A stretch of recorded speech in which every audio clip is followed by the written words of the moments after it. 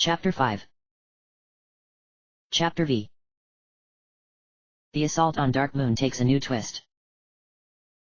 Everyone breathed a sigh of relief on coming back up to the lobby, and it seemed so much easier to walk up a staircase that led to a properly lighted area than it had been to descend into the depths of the catacombs.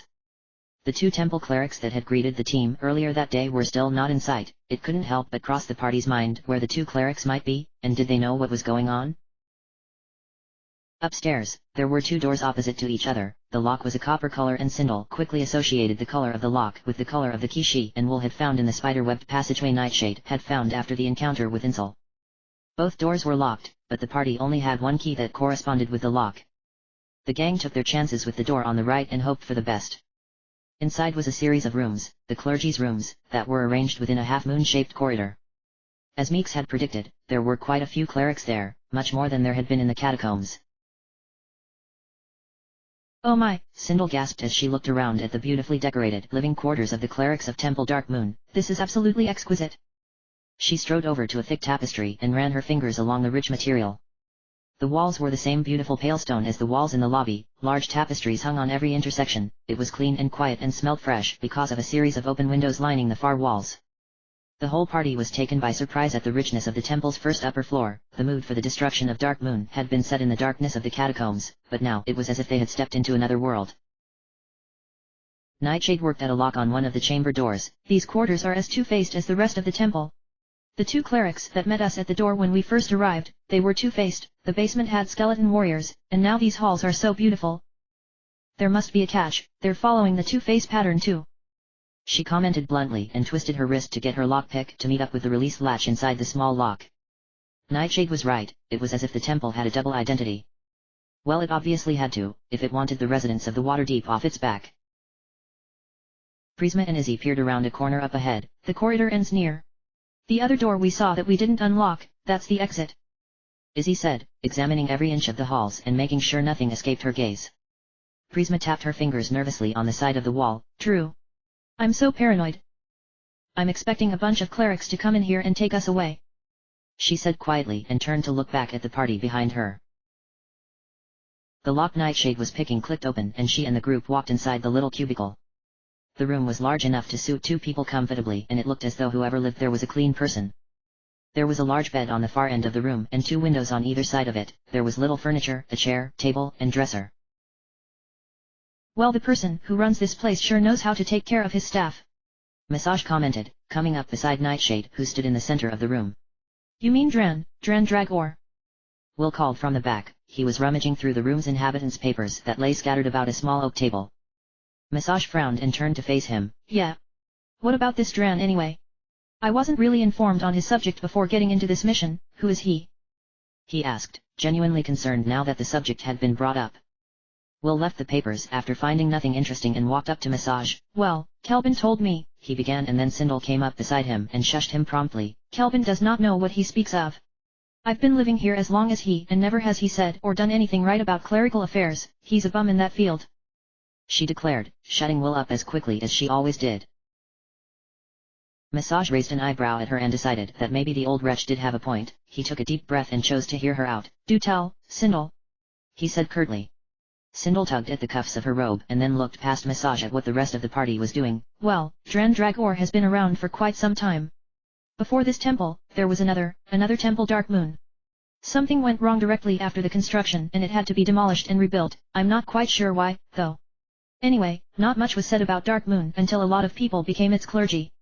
It happened all so quickly, kind of odd too," Sindel said, and now she had the attention of everyone in the party. She sat down at the little chair in front of the oak table and continued her tale. "Darkmoon grew more important then, and so the lords of the Waterdeep, including Kelvin, asked to chat with the temple's leader. So Dran went, and Kelvin got the hunch that Dran was up to no good. Once again, I just don't know how."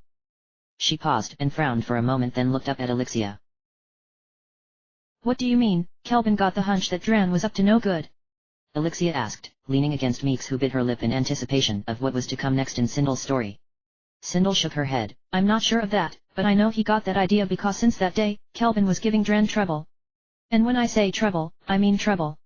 He would send out search parties every week and would constantly badger Darkmoon to see what was going on within its walls. He would spend hours fighting with Dran about morals and ethics and all that stuff." She pushed back a lock of golden hair and made hand gestures as she spoke. Prisma sat on the floor beside Nightshade. Did you know Dran personally? She asked, hoping the answer would be positive so that the team could learn more about their opponent. Sindel raised her eyebrows and nodded. Oh yes.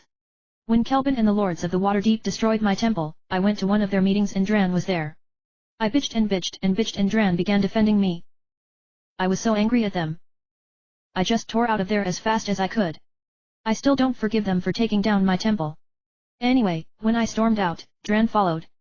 We talked, and seeing as I was enraged, Dran and I had a common enemy.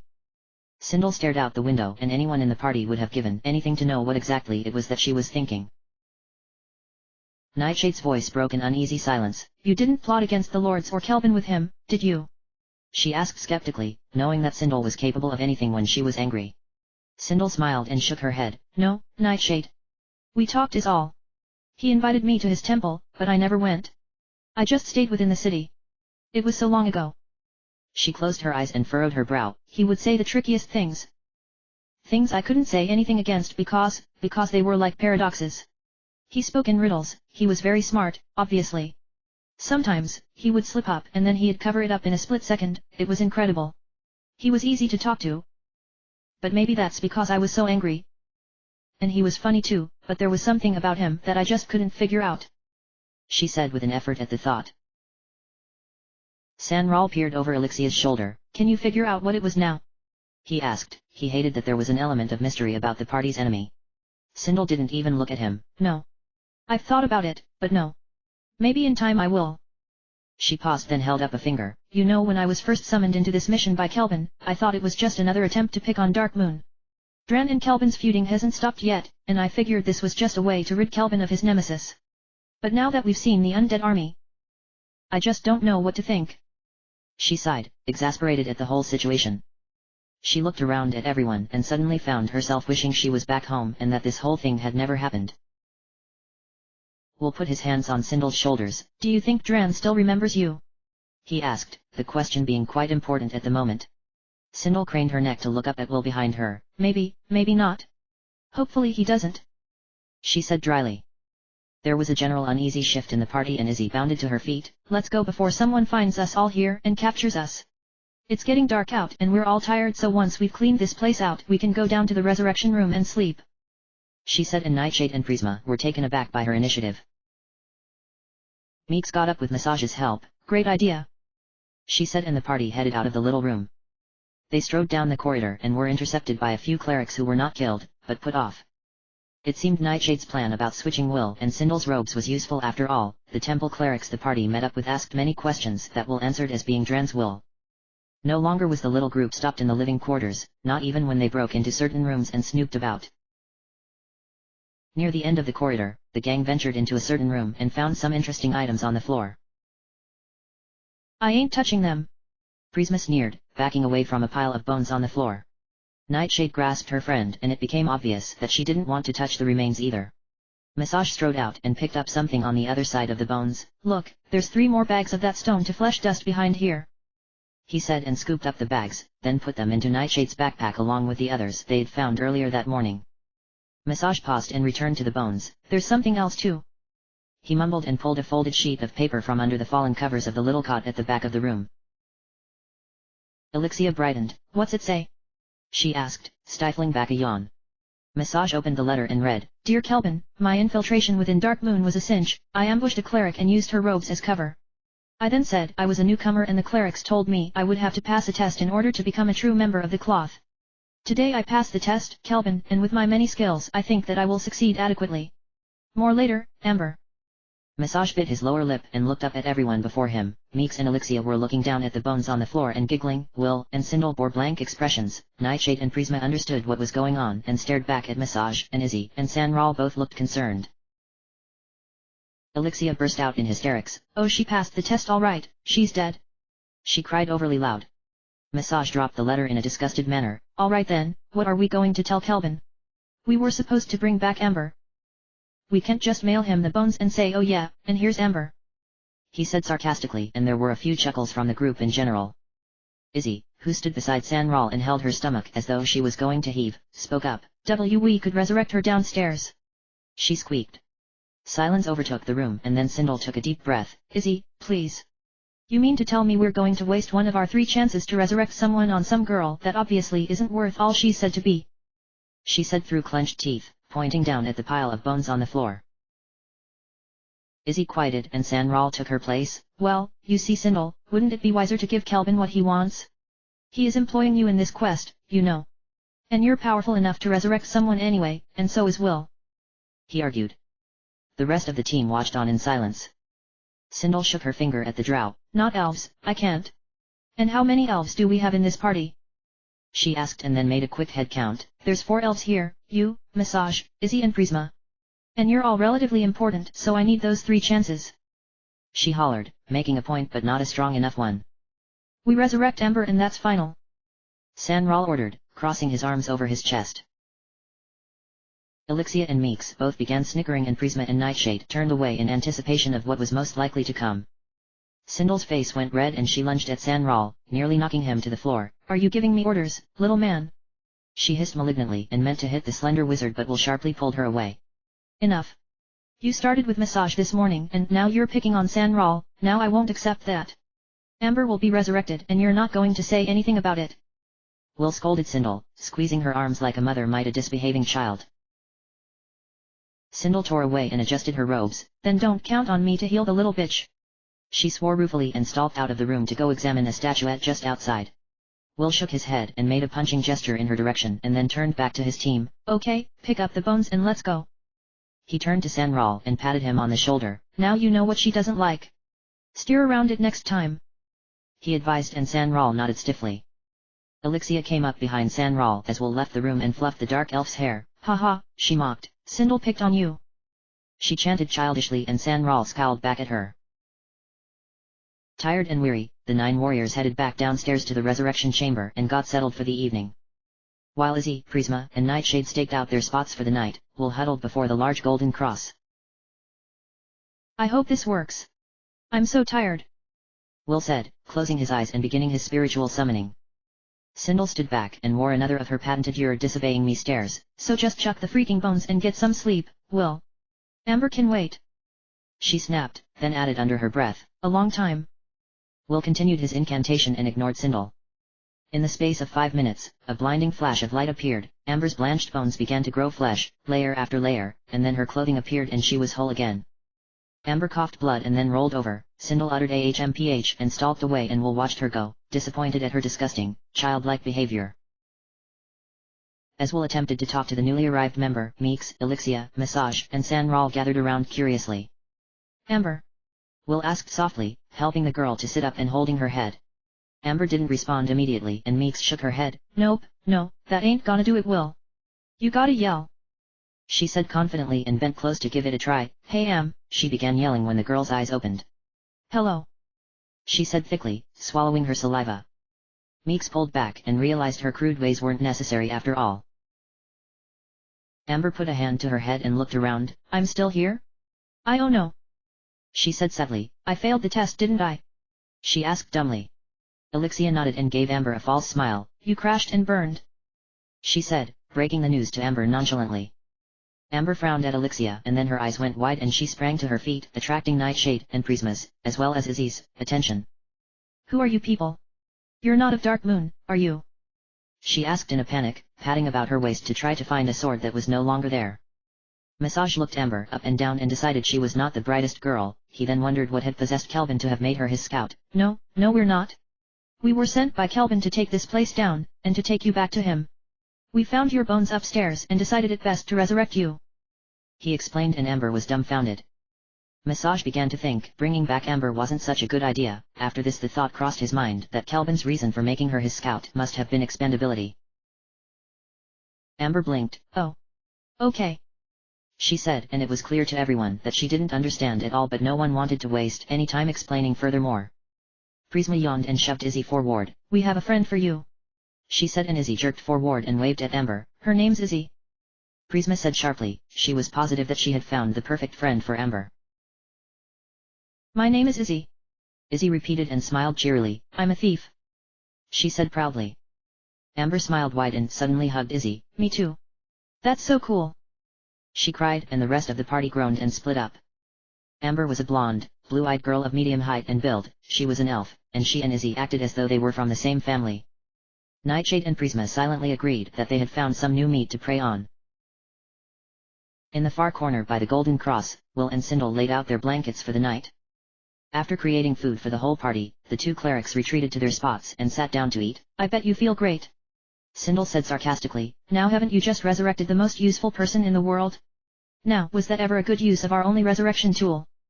She taunted, genuinely peeved. Sindel wanted to strangle Will for what just happened. Amber was as useless to the quest as Izzy, and she would only turn out to be a burden. Will put down his cup of water and pulled away from Sindel. Don't scold me, priestess. Amber belongs to Kelvin and she will be returned, as planned. If you have a problem with that, talk to Kelvin, not me. He said defensively, and then added, I've used up a lot of energy today on resurrecting Amber and I won't be able to contact Kelvin to tell him we've found her.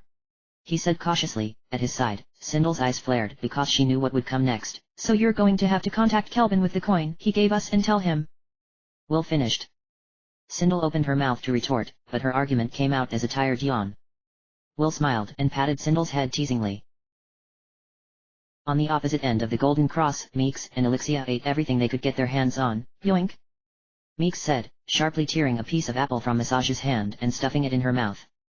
At that spot, Meeks and Elixia had unprofessionally fixed their blankets. Sanral and Massage had joined them to eat. Their blankets were further down the room, against the wall that separated the two teleporters. I'm a thief, Sanral mocked, in a high-pitched voice. The present conversation was about how dumb the new member of the team was. Elixia burst out laughing and nearly choked on her bread. Oh man! That's good! She gasped, a tear rolling down her cheek from the excessive laughing. Did you see them hug? She asked, barely able to say the words. Bah! She cried and began laughing all over again. Sanral buried his face in his hands and laughed too. Meeks, too busy stealing Massage's food, missed the joke and threw her hands up in disbelief. Look what you did! She yelped at Massage. You made me miss a joke, she said and shoved Massage lightly.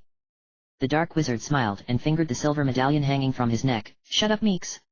If you had quit ripping off my food then maybe you could have heard the joke, he said, a strand of his hair falling in his face. Meeks stuck her tongue out at him. You shut up, she said. Massage drew himself up. No, you shut up, he retorted. Meeks drew herself up too and faced Massage. No, you shut up, she repeated. The two started pushing and shoving, and then Elixia and Sanral both cried in unison. No, you both shut up. All in the same spot, near the left teleporter, Nightshade and Prisma, Izzy and Amber all laid out their blankets and sat. Although Izzy knew that she was most rejected by Nightshade and Prisma, she chose to be near them almost at all times, and now that she had a new friend, she brought her along too. So I think that these people may not even be clerics, Prisma said, concluding her conversation with Nightshade on the clerics of Darkmoon. From behind her, Amber's voice chimed. Oh, but they are, Prisma. I've seen.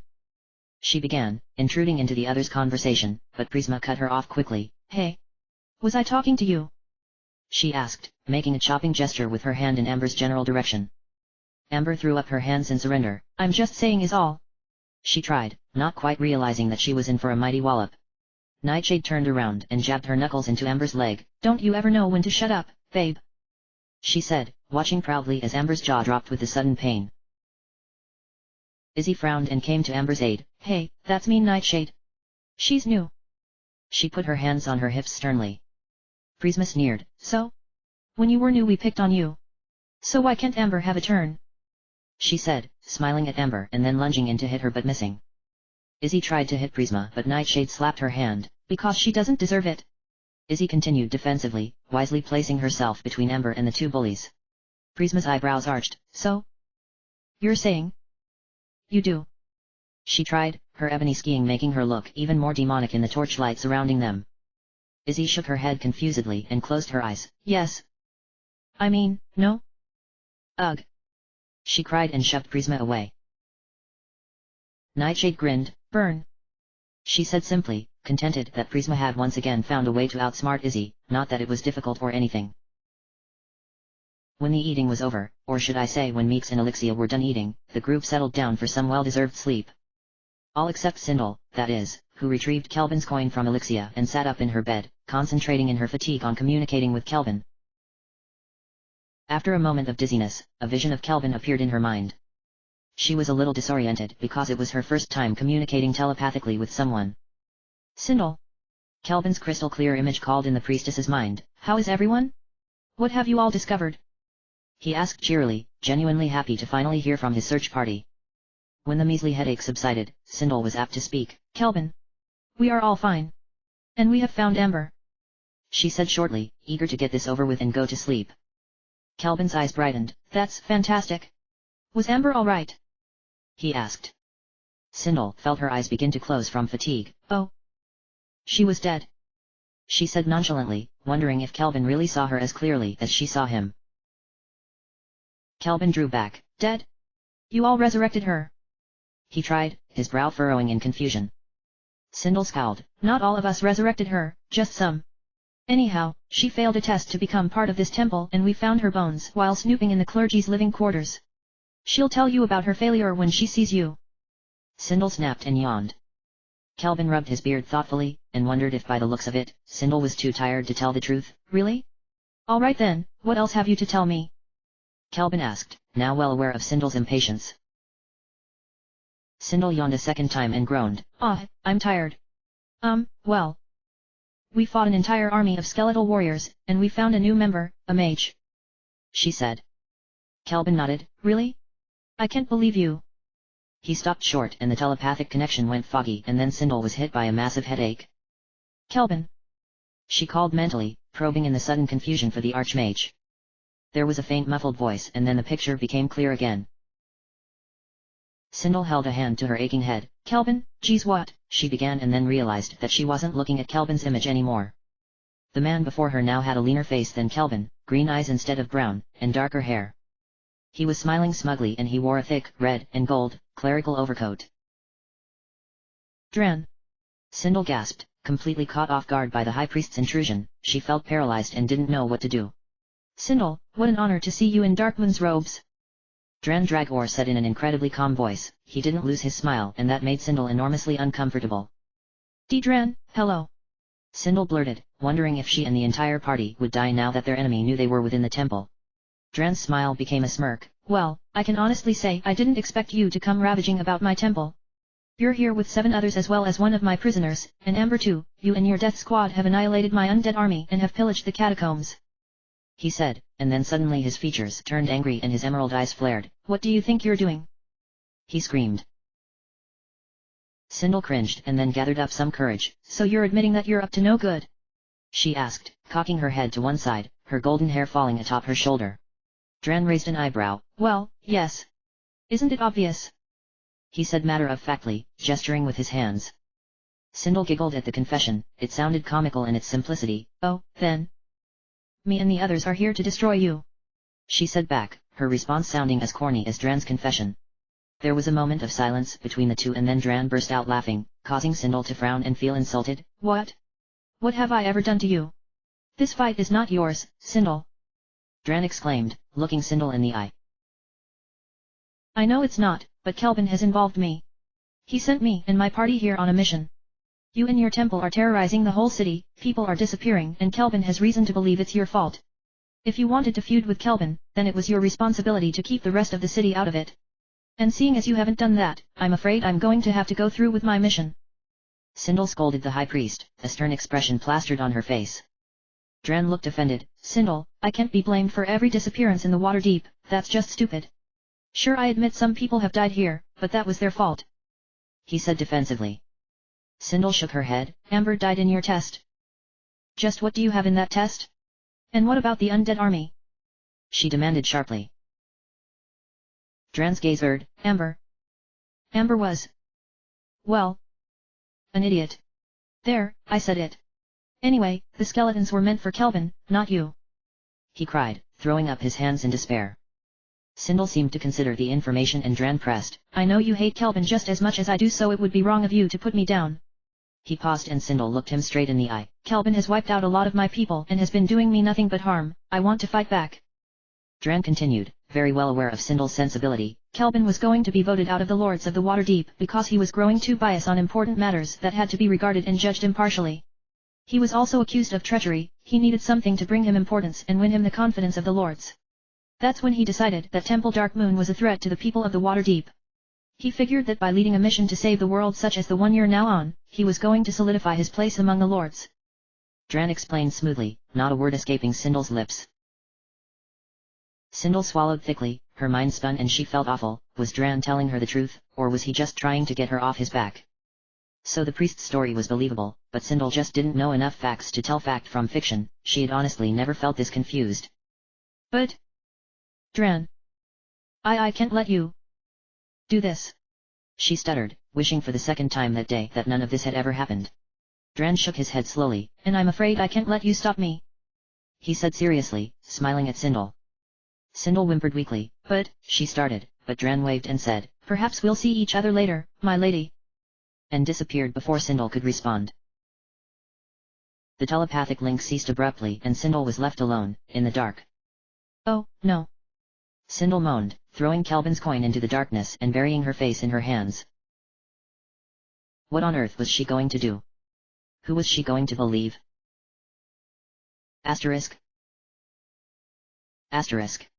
Later that night, a crash of thunder robbed Meeks of her sleep. She opened her eyes slowly, and realized there was a light burning inside the room. She yawned and sat up, trying to focus on the light's origin. She sleepily grasped the pole arm laying by her side, fearing an attack, but put it back down again when she saw that the light was coming from a torch on the wall above the spot that Massage and Sanral had picked for the night. Massage sat on his covers and stared back at Meeks.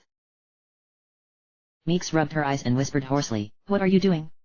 Massage smiled then whispered back malignantly, "I can't sleep on an empty stomach." He gave Meeks an accusating stare. Meeks folded her arms. "Fine, I'm sorry I kept stealing your food," she said. "No you're not," Massage responded calmly, and then began fiddling with a small black object. Meeks, attracted by all shiny things, got up and tiptoed over to where Massage sat. She plopped down beside him and he looked surprised that she actually got up and came over. "What's that?" Meeks asked, pointing to the object in Massage's long hands. The dark elf held it up. It was an onyx figurine of a panther. "It's a gift from a denizen of the lower plains," he said, his voice soft and enchanting. Meek's face went blank and Massage understood that she had no idea what he had just said. "It's magical," he resumed quickly. Meeks smiled and waited for her sleepiness to cease before she said anything. "Oh. What does it do?" she asked, taking the small object from Massage's hands and holding it up before her eyes. Massage watched Meeks carefully. "It allows me to summon a panther called Guinevere to my side whenever I wish. Kind of like a bodyguard, if you rather," he said, and then caught Meeks' gaze as she looked up at him attentively. "But the cat has become more of a friend than a guard," he finished, taking the figurine back. Meeks' smile didn't fade. "I wish I had something like that," she said softly, the sound of the rain outside muffled yet insistent. Massage rested a hand on his raised knee. "You do," he said simply, and Meeks frowned. "You have Elixia. She's always by your side and she's your protector as much as she is your friend," he explained. Meeks nodded at the statement and then frowned again. "What's it like in Menzoberranzan?" she asked suddenly. "I've only heard stories but I don't really believe people unless I'm sure they're right," she said. Meeks watched as Massage's expression darkened. She examined the dark elf's visage and wondered if she had made a mistake in asking about his homeland. The slender drow wizard looked at her for a moment and then said, "Well Meeks, it's rough. But I'm lucky, you see by teaching at the academy, I don't really have the time to get involved in the petty afflictions that affect the rest of the city. And a good thing too, because I don't really have the same point of view as many of my people." He looked over at Meeks and hoped she wouldn't ask too many questions. "What do you mean?" Meeks asked, enjoying this little conversation and finding Massage's voice remarkably pleasant to listen to. She then wondered if that talent made him a better teacher. Massage smiled at Meeks' perseverance. "My people, the drow, are cruel and callous.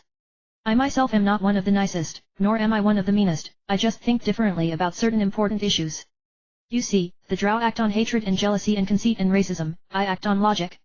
Just that one fact draws me apart from more than 95% of everyone in Menzoberranzan," Massage said and examined Meeks as he spoke, finding her person somehow softened in the glow of the torchlight. Meeks smiled. "That blows," she commented. Unexpectedly, Massage began laughing wholeheartedly, one of the most pleasant things Meeks had ever heard. "Yes Meeks, it does blow," Massage acknowledged, finding that for once, Meeks had made a suitable comment. Massage looked at Meeks for a bit before speaking again. "You think I'm awful, don't you?" he said darkly and his crimson eyes seemed alive in the torchlight. Massage didn't want to seem repulsive because of his heritage and certainly didn't want Meeks to think him unapproachable. Meeks shook her head. "No. But I gotta admit that you are a pain in the butt, she said bluntly. Massage drew back and looked concerned, his eyes widening in surprise. You're nice, he responded sarcastically, then, geez, I didn't see that one coming, he said. Meeks laughed. I'm not lying, she declared, bringing her hands up in feigned surrender. But don't worry, I don't hate you, Massage, she said and patted the drow's knee lightly. You're funny and you're smarter than I am, she concluded and nodded to put emphasis on her statement. Meeks was telling the truth, and even though Massage Hunette was a complex and quiet individual that often seemed haughty and cold, she really didn't hate him. Massage smiled and an awfully loud crack of thunder sounded and, startled, Meeks clung to Massage's side. Meeks didn't move away once the thunder subsided and Massage looked down at her. Afraid of thunder? He asked, and didn't quite know what to do with the warrior on his side. Meeks' response was barely audible. It's embarrassing that a fighter who's seen the world's horrors have such a pathetically childish fear. But yes, I'm afraid of thunder, she murmured, burying her face in the thick velvet of Massage's robes. That's a pity. Massage stuttered, embarrassed and admittedly a little excited. Tentatively, he wrapped his arm around the lady and pressed her against his ribs. Meeks considered moving, but Massage's long ebony hand around her shoulders actually felt nice, comfortable now and somehow secure. Meeks felt her fatigue come back to her in waves. Can you explain to me what a denizen of the lower planes is? She asked sleepily. Massage leaned his head back against the wall. It's a being that doesn't travel this plane, the material plane, but the lower plane, which is kind of like where dead people go, just not exactly there. That's the spiritual plane, he began. It's not really a physical being, it's more like... He stopped short when he noticed Meeks' breathing was slow and deep. Massage looked down at Meeks and smiled, understanding her ruse. She was sleeping soundly. End of chapter. Chapter 6. Chapter 6. Mystery solved. Problem created. When Meeks opened her eyes the next morning, she was being stared at by Elixia. It took a moment for Meeks to understand why she was being stared at, and then she realized she had been sleeping against Massage's side all night. What? Meeks yawned, pulling away from her comfortable spot beside the young dark elf and wondering just how long Elixia had been watching her. Elixia pursed her lips and nodded slowly. Massage shifted and opened his eyes. What? Massage asked sleepily at Elixia and stretched his arms. Elixia smiled thinly and blinked. Nothing, she said simply and strode up to her friends. Elixia had been the first to wake and had found Meeks' blankets empty. She had looked around the room and had spotted her with Massage. She didn't know what to think but decided she'd get any desired information out of Meeks soon enough. The other team members still slept soundly, the only sound in the room being the mumbling of Prisma's dreaming. Beside Massage, Sanral awoke and sat up weakly. Elixia, good morning, he said, as the red-headed warrior sat down by his side. Elixia smiled at Sanral. Hey. You slept well, bud? She asked lightly, and reached out to fix a lock of the wizard's disheveled hair. Sanral remained sleepy. Oh yes. Very well, he answered and smiled suddenly. Elixia frowned at the grin and Sanral debated, telling her he had dreamt about her. Deciding against it, Sanral just nodded and kept his smile. Let's wake everyone else up so that we can get back to ransacking this place. Meeks opted cheerily, pulling herself to her feet and putting on one of her ever-present smiles. Elixia couldn't help but mirror her friend's good humor and pulled Sanral to his feet along with her. Come on, she said and headed for the corner where Sindel and Wool slept. The two quietly strode over to the cleric's blankets and crouched down. Sindel, Will. They tried, quietly at first and then louder. Sindel. Will. Neither of the two clerics moved. Elixia looked over at Sanral as if to say, so what do we do now? And Sanral seemed to get an idea. The drow bent close to Sindel's face and just stared at her. Elixia frowned and wondered what Sanral was up to. What are you doing? She whispered hoarsely in his ear. Sanral held up a finger to quiet her and continued to stare intently at Sindel. In quick time, Sindel's eyes fluttered open and with the shock of seeing Sanral so close, she threw her fist forward and caught him on the cheek. Too late to warn Sanral against his choice of strategy, Elixia's jaw dropped as Sanral's head whipped to the side with the impact of Sindel's punch. For the love of God! Sindel cried, breathing heavily and attempting to sit up. Are you trying to give me a heart attack? She spat, not even giving Sanral a second look. Will awoke from the commotion and rubbed his eyes. What? What just happened? He mumbled, getting no immediate response. Elixia looked from Sindel to Sanral and back again. Holy Mother of God! She gasped, getting up to tend to Sanral. Sanral, you should have told me what you were planning to do, I mean I would have been able to warn you. She babbled, trying to get a better look at the unlucky wizard's cheek. Sanral rubbed his cheek and looked bewildered. Oops. He managed and let Elixia touch his face. No damage had been done, Sindel had only gotten him on the cheek after all, but Sanral would still feel pain for a little while.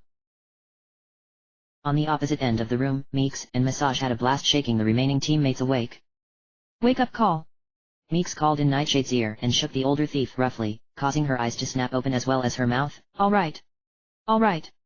I'm up. Nightshade yelped, weakly shoving Meeks in return. Massage grasped Prisma's shoulders and rolled her back and forth until the lady yawned sleepily. Massage, go away. I'm busy. Prisma moaned to her fellow dark elf and rolled over to face Nightshade. No you're not, babe. Now get up. Nightshade said, giving her pal a reality check and looking over at Amber and Izzy who still slept. Do we wake them up or do you? Massage asked, motioning towards Amber and Izzy. Prisma shook her finger in her head. Nah, I don't think you'll be doing any more waking for today guys. Let us do these ones. She offered, concocting a crazy scheme to bully the two thieves awake. Silently, Nightshade and Prisma crept up to the two others and took deep breaths. Move your ass soldier. They both screeched simultaneously in Amber and Izzy's ears. Both dimwits bolted upright and flinched. Hun? What? Izzy murmured, staring straight forward, her brain still frozen from sleep, or was her brain always frozen? Amber coughed and looked around her. I wanna go home. I had the loveliest dream last night that I was back. She began but Massage cut her off rudely. Shut up Amber, just shut up. He snapped and got up to join Elixia and Sanral. When everyone had gathered their things and were ready to adventure through the temple again, that is, after breakfast and a communal mocking of Sanral's injury, personal matters throughout he party quieted and the group was eager to go. Once past the safety of the resurrection chamber teleporters, the big question was where to go next. Will pointed out that the living quarters of the clerics had been clean swept. Will was the first to regain rational thought patterns.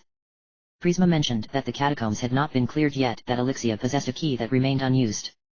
With that out in the open, the obvious decision was to return to the catacombs and descend to the lowest chambers the group had handswise ventured through. Those chambers, where they had found Sanral, had not been entirely checked out.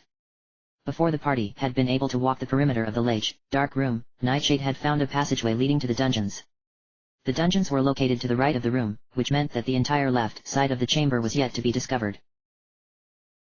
In that particular chamber now, the group scouted about for another clue to their mission. Well, there's nothing upstairs we've not cleared. So that means that whatever comes next has to be down here someplace. Elixia said, disappointed that whatever came next had to be in the catacombs. Beside Elixia, Meeks looked around as though she expected the walls to cave in on her. I was hoping we wouldn't have to come back down here, to tell you the truth. She murmured and sniffled at the musty air. The entire party was rather quiet, it was morning after all. Following the leaders, Sindel and Will trudged along without really caring about the gloominess of their environment. Did you sleep well, Sindel? Will asked lightly, hoping to start a conversation to chase away the silence. Sindel yawned and clutched her sword. I guess. She mumbled and looked back to see what everyone else was up to. A thought made its way into Will's mind. How was your communication with Kelvin? He asked. The question snapped Sindel back to real life. Oh. It went well. She stuttered, debating whether to tell her crew about Dran's interception or omitting it.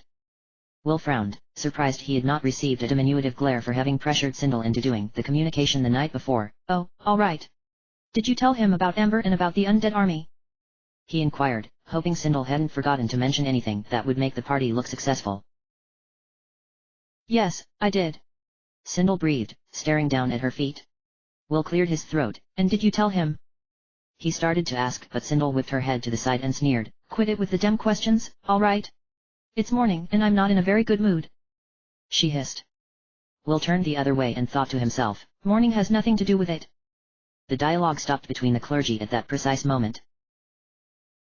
The group made their way down a winding corridor that cut off into a small room. They found themselves facing a locked door on the left side of the room. Elixia reached into her backpack. I'll bet that key we found in the room with the undead army goes with this lock, she said and pulled the dark key from beneath a healing salve. The team looked on as Elixia inserted the key into the lock and turned it. As she had predicted, the lock clicked open. Meeks stormed into the chamber ahead yelling and then she went quiet. What's the matter, babe?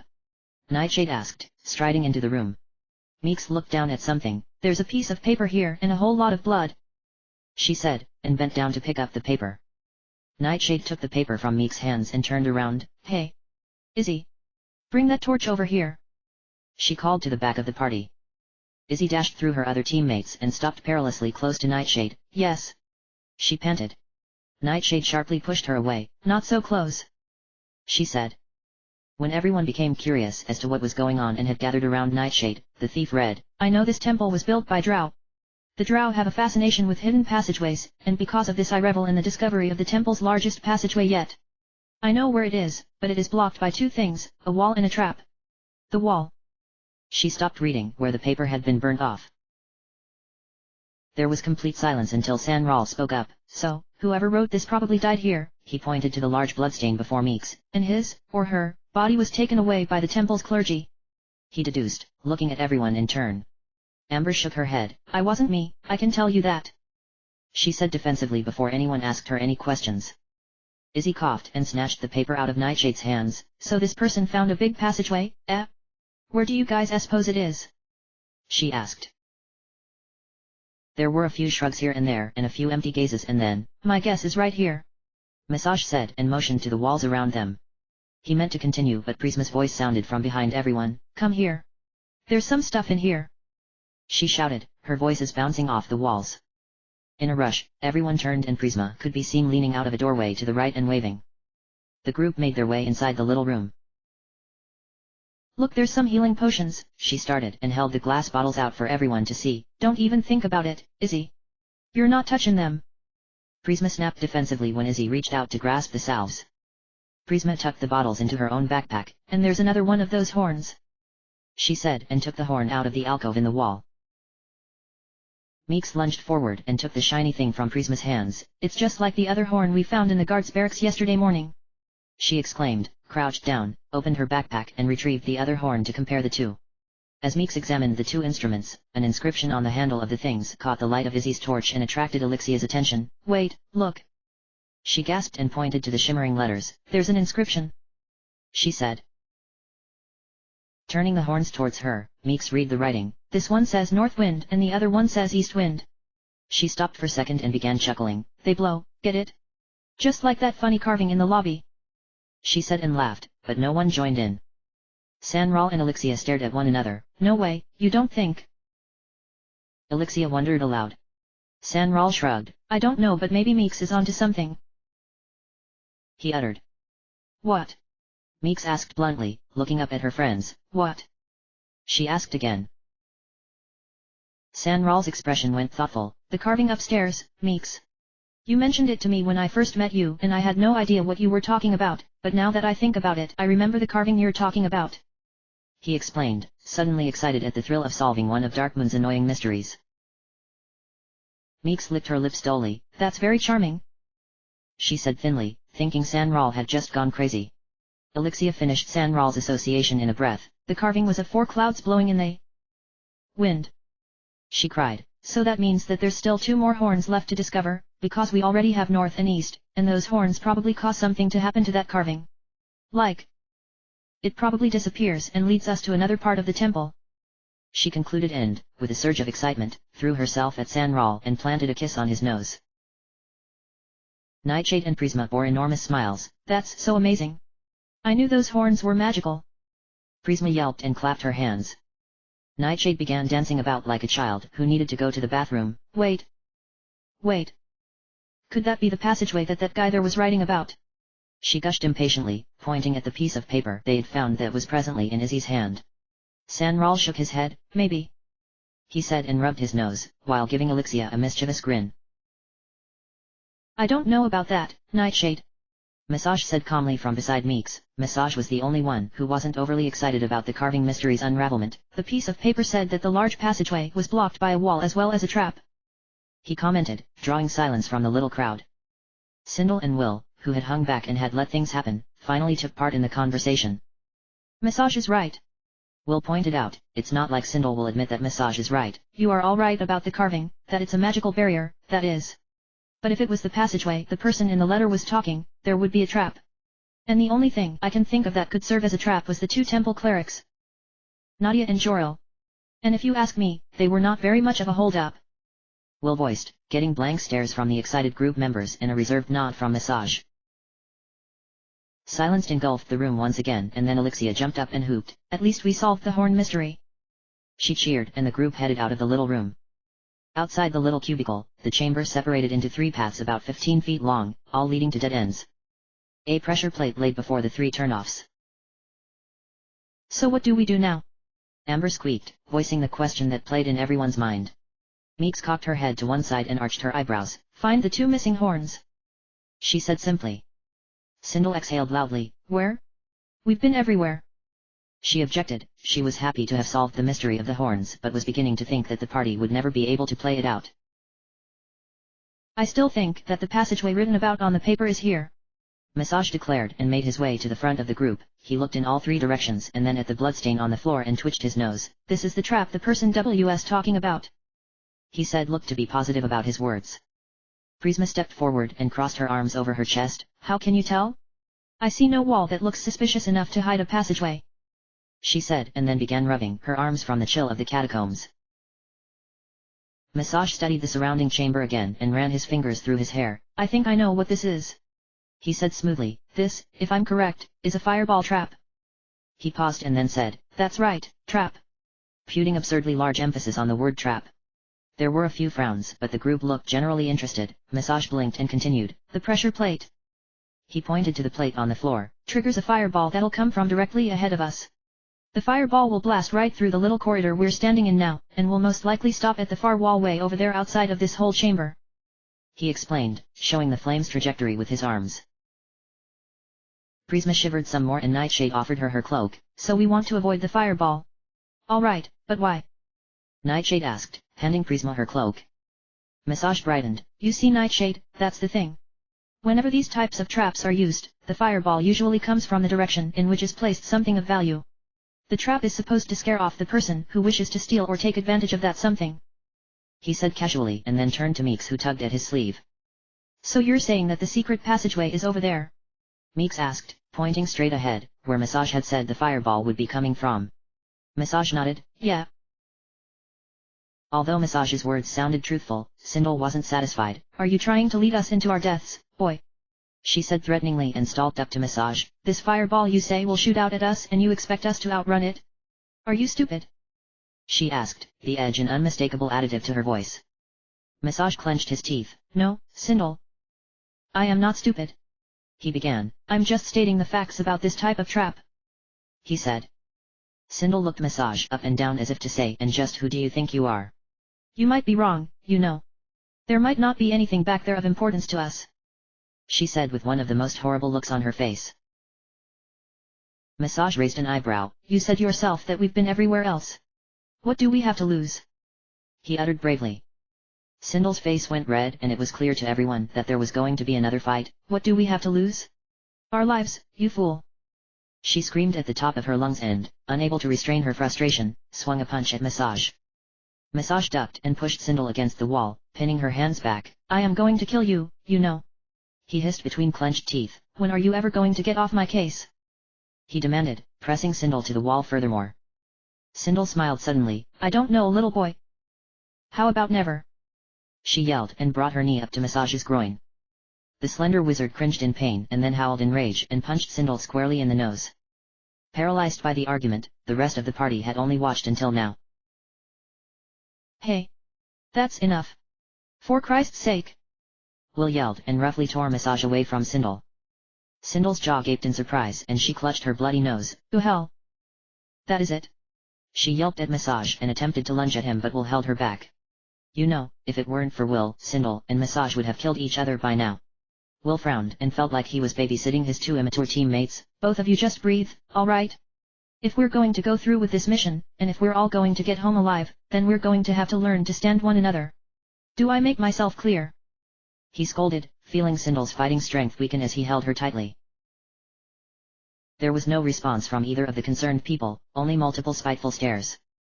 It took a few minutes before things settled to an acceptable rate, and then Meeks, a little frightened at his reaction, decided to mention something to Massage. "None of us are fast enough to outrun a fireball," she said softly in the drow's ear. maybe that panther of yours that you told me about last night could be of help to us. She suggested cautiously, and Massage caught her gaze with the corner of his eye.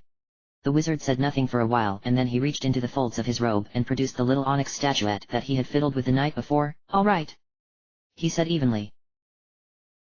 What is it, Massage? Sanral asked, coming up behind Massage and examining the little statuette. It allows me to summon a panther at my leisure. Massage explained, keeping his eyes on the shiny object as though he were thinking something completely different than what he was saying out loud. The panther will outrun the fireball for us, he concluded. A few sighs of relief sounded from the party and an undecipherable mumble escaped Sindul's lips. Everyone get out of the room and stay clear of the path that I told you the fireball would cover. I will join you in a bit, Massage ordered, and no one cared to object. The group left the room, all except Meeks. What? Massage snapped, noticing the warrior had not left with the others. Meeks swallowed and looked up at the seemingly unstable Massage. Are you sure you want to do this? Last night, you told me the panther was your friend. What if he doesn't make it? She asked. Massage blinked. It's better to lose 1 life, than to lose 10. He said, and closed his eyes to begin the summoning spell of the panther. Meeks watched him, and she was overcome with emotions. She felt sorry for what Sindel put him through since they had gotten here. She also wondered what went on in his head. She thought him generous for letting the team use his panther, and she admired his intelligence. Sindel really had no right to do what she did, and Meeks decided she wouldn't stand for it. No matter what Sindel said or what Elixia thought, Massage was a nice person.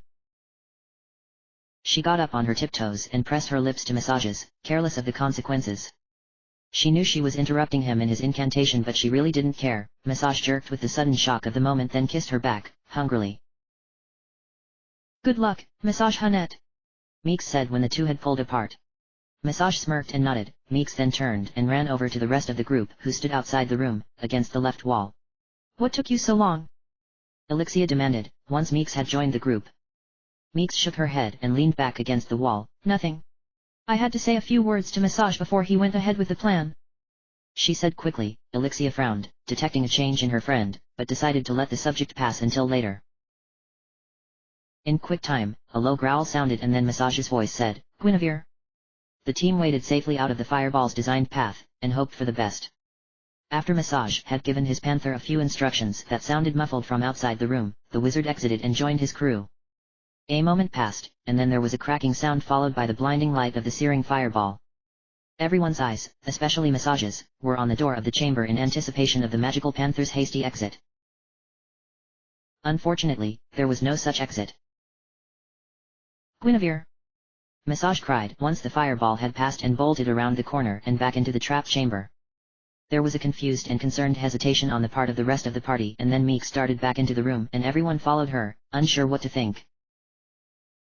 I'm sorry, Massage. Meeks began as she entered the chamber and then realized her condolences were useless. Massage crouched in the center of the room and hugged his cat lovingly. There was a general sigh of relief from the members of the party possessing a heart, and a blank stare from Sindel. How? Elixia asked, examining the regal feline who purred against Massage's chest. Massage rubbed the cat's ear. Instead of running out the door, he turned and went into the little room in which Prisma found the potions and the horn, he said happily, proud of his pet's ability and intelligence. Nightshade and Prisma stepped through the gathered crowd and stared at Guinevere. That is really a gorgeous animal, Massage. Nightshade praised, wanting to touch the cat but more or less afraid. The panther's pelt was as black as Massage's skin, and the cat kept protectively close to the drow's side. Thank you. He was a gift, Massage said, casting a look over at Meeks, who had fallen asleep the night before when he had tried to explain to her about it. May I touch? Prisma asked timidly, and then patted the cat's head when Massage had given her a nod. Further back, Sindel grumbled her disapproval. The panther is probably just another way to keep him safe from me, she said in a low tone to Will. In the fight earlier, Massage's punch had broken Sindel's nose, but Will had tended to her immediately, healing her injury quickly and cleanly. The only scar now was the anger and humiliation Sindel felt inside. Sindel, if Massage's pet is of any use to us, then it is welcome. Think positive, it'll do you good, Will said dismissively and moved ahead, leaving the bitter priestess alone with her gloomy thoughts. Can we pet your panther? Izzy asked, her eyes all ablaze with happiness. She and Amber stepped up beside Nightshade and Prisma, who were letting the cat smell their hands. Massage frowned. How about no? He said sharply, afraid the two ditzes would somehow corrupt his friend. The two stayed immobile for a moment, then shrugged and began chatting. Sanral appeared beside Elixia and pointed to the direction the fireball came from. Can we go over there now? I want to see if this big passageway is really here, he said and removed his hood. Everyone looked at Massage as though he was an oracle and the wizard nodded. Yes, I suppose, he murmured and the group stalked ahead. I don't see anything but walls, Meeks declared matter-of-factly, admittedly a little disappointed that nothing major had suddenly materialized out of nowhere. The paper said the passageway was blocked by a wall. I say we do something to the walls. Nightshade decided dumbly, ashamed at her loss of suggestions. Will shook his head. Like what? We don't have enough room to get off a spell, he objected as Sindel leaned against the wall at his back. Elixia crumpled her nose and thought, gee, I suppose we could. She stopped short when a yelp and a rather loud rumble from behind will caused her to whip her head in that direction. Sindel lay on her back, amidst a heap of rubble. Behind her was a staircase heading down. Oh my god! That hurt. Oh my back! Sindel moaned and attempted to get up. That wall just crumbled, Elixia cried, pointing at the empty space that used to be a stone wall. Meeks cleared her throat. That is the passageway. Right, she uttered, not wanting to get too excited over something that could be nothing at all. Will didn't bother to help Sindel to her feet. Yep. Massage was right, he declared simply, and as he spoke those words, Sindel gave up her struggle to get up and just laid back in defeat. What lies at the bottom of the staircase? End of chapter. Chapter 7. Chapter 7 Test of Strength. This place is even creepier than all the other places we've been in, Izzy whined as the party walked the darkened halls at the bottom of the newly found staircase. Once the group had descended the stairs, they had come face to face with a closed door bearing the gruesome face of some sort of ogre-like monster.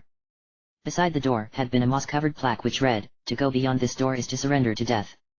Ignoring the warning, Elixia and Meeks had charged forward and, to the surprise of the entire party, the door had closed swiftly at their backs, denying exit from the chambers ahead. Now everyone is stuck inside a passageway that, so the sign said, could lead them to their fate. Shut up and don't make it worse than it already is, Sindel snapped back at Izzy, frowning and staying close to Will's side. Sindel, and everyone else, wasn't too happy to be forced into trekking out this particular part of the temple. There was almost no sound, except for the insistent drip of distant water and the new scraping sound that was irritating to listen to. How do we get out of here if the door shut on us? Elixia asked concernedly, afraid of being trapped and never being able to escape the foul-smelling passageway. Beside Elixia, Meeks sniffled. I honestly have no idea. For all I know, we're jammed in here for good, she guessed, hoping with all her heart that she was wrong. Sanral's voice sounded from behind the two leaders. No. There's got to be another way out, he said optimistically. There's just got to be, he repeated and clutched his spellbook to his chest protectively. Sanral looked over at Massage, who traveled at his side and pleaded silently for a response to his hopes. Massage only lowered his gaze and exhaled loudly. The group turned a corner and came upon a door that bore the same ogre-like face design. When the party halted, Nightshade spoke up. Why aren't there any guards around here?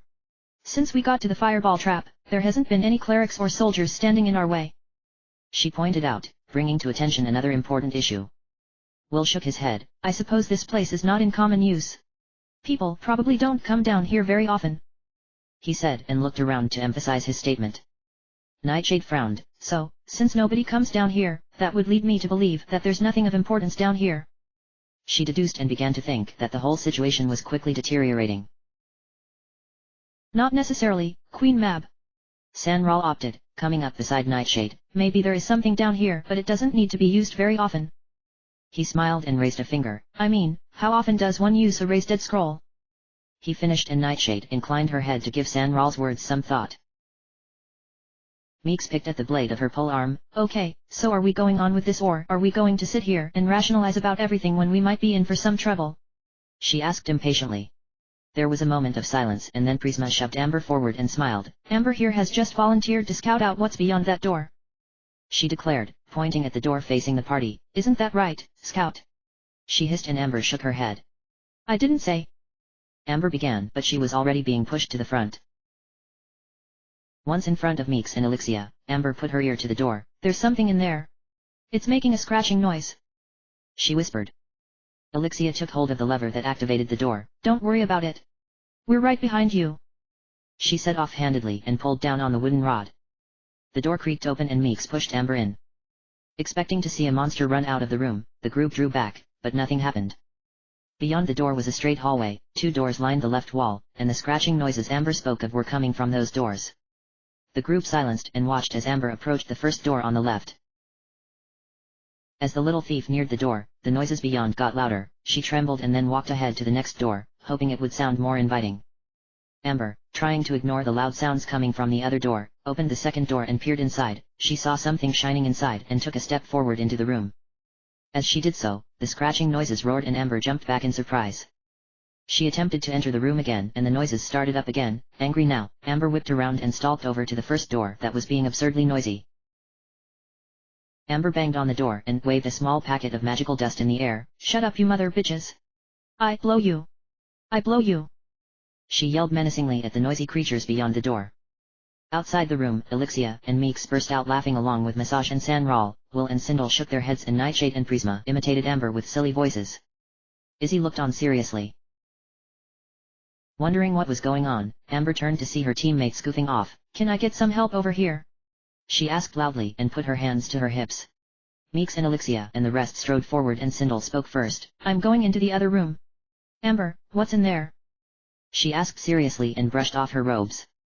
Amber shrugged. "Something shiny, go and see for yourself," she said and then banged on the door before her as the sounds grew loud again. "Quit hitting the door, Amber. You're not very bright, are you? You're probably exciting whatever's behind there and when we open the door, that something will be harder to deal with." Massage scolded the thief sternly, now positive that Amber was a waste of time. Even Izzy would have been smarter. Sindel exited the other door that Amber had opened and held a key in her hands. "I found a key. It's old and..." she paused to blow the dust off the thing. "Dusty," she said and handed the item to Elixia. "Thanks, they always come in handy," Elixia commented as she tucked the key into her backpack.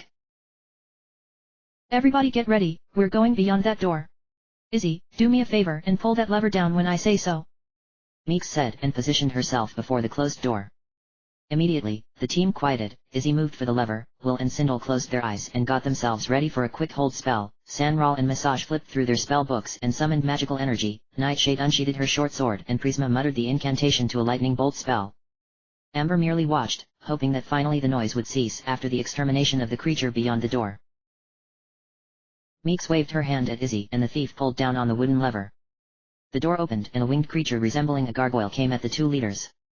The creature was a grayish color and had sharp teeth and claws. The claws were the reason for the scratching noise. The pointed things scraped the wall when the creature touched it. Meeks and Elixia swung sword and pole arm as one and the creature was cut down. Soon after, more of the gargoyle things turned a corner beyond and came at them. The gargoyles seemed to get smarter by the second. They would dodge and avoid Elixia and Meeks' blows and would even fight back. They would reach out with their front paws, that resembled hands, and would slash with their gargantuan claws. One of the creatures threw its claws forward and gashed Elixia's arm, cutting deep lines into her thick shirt and tender skin. She howled at the thing and swung at it, missed it, and swung a second time only to miss again. A magical missile sliced by her then and made impact with the gargoyle right between its eyes. "Thank you," Elixia gasped at whomever had cast the spell, as the creature screeched and fell to the ground. "You're welcome," Sanral's voice called from behind her. Elixia smiled and then began hacking at the gargoyle that Meeks was fighting. Meeks raised her pole arm high and brought it down on the thing's head, slicing its skull in half. It joined its kin's corpses on the stone floor. Prying her blade from the gargoyle, Meeks breathed a sigh of relief. "These things are so ugly. Look at them," she cried, her voice cracking. Happy to be done with them, the entire party didn't even bother to give the gargoyle things a second glance. "Meeks, Elixia, are both of you all right?" Will asked concernedly, stepping up beside the 2 and examining them from head to toe. "Yes, I'm Effie," Meeks began, but Will's voice cut her off. "You're hurt," Will declared, grasping Elixia's wounded arm and ignoring Meeks. Elixia pulled her arm away and shook her head. "No, it's okay, Will. I'll be fine," she said and displaced the material of her shirt to cover the 4 bloody gashes. Will quaintly removed Elixia's hands from her wounds. "No, I will heal you. That's what I'm here for, you know," he said and then concentrated on his divine power. Elixia waited, as the rest of the team did, and then Will jerked back suddenly and held his hands to his head. "What's wrong?" Prisma called from behind Sindel. Will groaned and closed his eyes. I can't heal her wounds," he stuttered, a dumbfounded expression edging into his features. Meek's eyes went round. What? What do you mean you can't heal her wounds? She cried, pushing back her ponytail. Will shook his head. I just can't. When I tried to receive power, there was a sudden jolt of energy that just messed me up and kept me from getting the strength I needed to heal. He explained as best he could. Sindel shook her head skeptically and pushed past her teammates to the front. Now wait second Will, that's impossible. Your god probably just decided you weren't worthy and cut you off. She said and grasped Alexia's arm roughly. Will frowned at Sindel. See for yourself. He almost shouted and stepped back, nodding towards Alexia's wounded arm. Sindel tried and jerked back as Will had. Oh shit. That's crazy. What's doing that? She murmured and avoided Will's stare. Sindel knew that Dran was behind it all and she wondered if she should tell her team about her communication with the High Priest. Maybe it would be better if they knew. She debated and decided against it for the second time that day. What on earth are we going to do without clerics to heal us? Prisma whimpered, grabbing onto Nightshade's robes and looking around like a frightened child. Izzy cleared her throat. Before we left for this mission, Kelvin gave us all healing salves. We could use those. She proposed. Prisma grumbled. We only have one each, you dolt. She said and slapped Izzy's shoulder. Massage fingered the emerald clasp holding up his cloak. Prisma, we'll use the salves if we have to. Who knows what else lies down here? He said softly, almost desperately. There was an uneasy silence amongst the group and Alexia pressed her hand to her cuts to stop the bleeding. Alexia's eyes reflected a feeling of desperation so intense that it caused everyone to wonder what the party would look like once they'd found their way out of that place. If they ever did. After a moment, Meeks patted Alexia's shoulder and looked into the doorway ahead. Well, there's no use feeling sorry for ourselves. Let's get going so we can find a way out of here as fast as possible. She declared and stepped over the gargoyle corpses. Alexia tightened her grip on her sword and followed, along with the rest of the party. The group followed the corridors beyond the door and found nothing but bones belonging to God only knows what and empty chambers. They ran into no more gargoyles and Sanral wondered if the ones they had encountered before were the only ones in the whole area. After walking for about 10 or 15 minutes, they had realized that they were going in circles. Fortunately, a wall had attracted Nightshade's attention and the group hoped she had found another passageway. All gathered around the tall thief, the group watched Nightshade's wall fondling. It's an illusion all right, but it's magically blocked. She said, stepping back from the wall and brushing off her hands on Izzy's shirt. Before Meeks could ask what's that mean, Prisma strode forward and cast Dispel Magic onto the portion of wall Nightshade had touched. Prisma then reached her arm through the wall and nodded. Yep. Illusion. Anyone wanna go first? She asked. Izzy and Amber stepped back and, for once, they weren't forced to enter. To everyone's pleasant surprise, Will and Sindel went in first. Both clerics felt weak now that their divine power was useless and had decided to indulge in fighting to keep themselves contented. When no yells or screams sounded, the rest of the party went in and found both clerics staring at a pressure plate in front of yet door. The room was small, there was a small hall about 20 feet long and 7 feet wide over to the left and the door and pressure plate loomed to the right. So, Alexia piped, coming up beside the clerics. What's up? She asked. Will pressed on the pressure plate with his heel. The plate is stuck, so I don't think we need to put anything here while we go check out what's in there. He said, pointing to the open door in front of him. Nightshade came up to examine the plate. I don't know, maybe we should put something there anyway just in case. Wouldn't want to get stuck again. She said, her statement appealing to the others. Nightshade opened up her backpack, pulled out a food packet and placed it on the plate. There. Now let's. She stopped short when Prisma slapped her hand over Nightshade's mouth. Listen, she whispered hoarsely to the team. There's that scratching noise again. She said. Sanral shook his head and removed his hood. I knew there were more gargoyles around here. He mumbled and opened his spell book. Sindel peered into the room beyond the door before her. It was lit with one torch and there wasn't a soul inside. The creatures are probably outside, because they're not in here. She declared.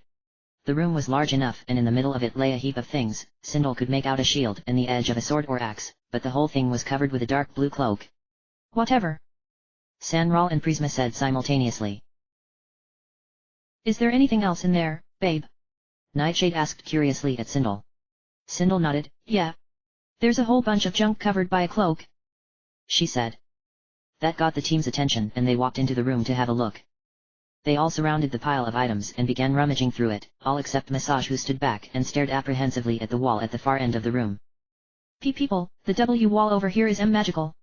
He stuttered almost inaudibly and gulped. beginning to understand where the gargoyles Prisma was talking about were lurking. Elixia looked up from the pile of items. What was that massage? She asked, and Massage's eyes widened and he pointed. Look. The dark elf screamed as the wall disappeared to reveal over a dozen gargoyles. Alerted, the team jumped back and most members screamed. Nightshade's head whipped around to see the door shut and lock them inside. No. She screeched. When it became clear to everyone that they would have to fight or die, it was every man for himself. The number of gargoyles caused there to be enough so that everyone would have to fight at least one, and for the unlucky few, two. Backing herself into a corner, Izzy began crying as one of the gruesome creatures flew up to face her. She drew her sword and thanked her luck for only having to fight one.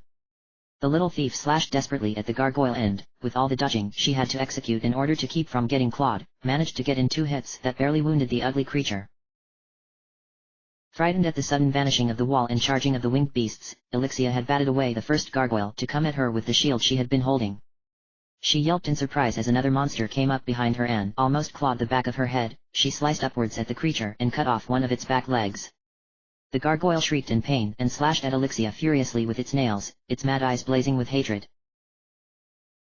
When a gargoyle came at Sanral, he dove to the ground and groped frantically for the dagger in his boot.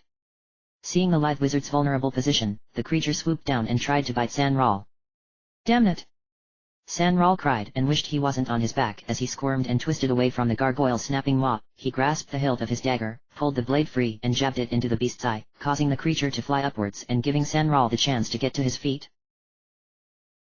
Sindel and Wool stood back to back and faced 2 different gargoyles. It was quite a sight to see. Unable to use their clerical abilities, the 2 put all trust into their sword arms. Will sliced in an X pattern and began to get frustrated when the gargoyle before him dodged his blows. Stand still, you bastard! He yelled at the creature and succeeded in angering the thing more. Sindel yelped when Will backed up, because that would cause her to move forward and closer to the gargoyle. She knew it would be easier to fight if she wasn't back to back with Will, but the shock of the moment wouldn't allow her to move away. Sindel swung and the gargoyle slashed with its 4 claws. Sindel meant to move but fumbled and dropped her sword. She shrieked as the gargoyle lunged in at her a second time. Part of the unlucky few who had to fight 2 gargoyles, Meeks panicked. She was caught between the 2 creatures and both were clawing and snapping. Go away! Go away!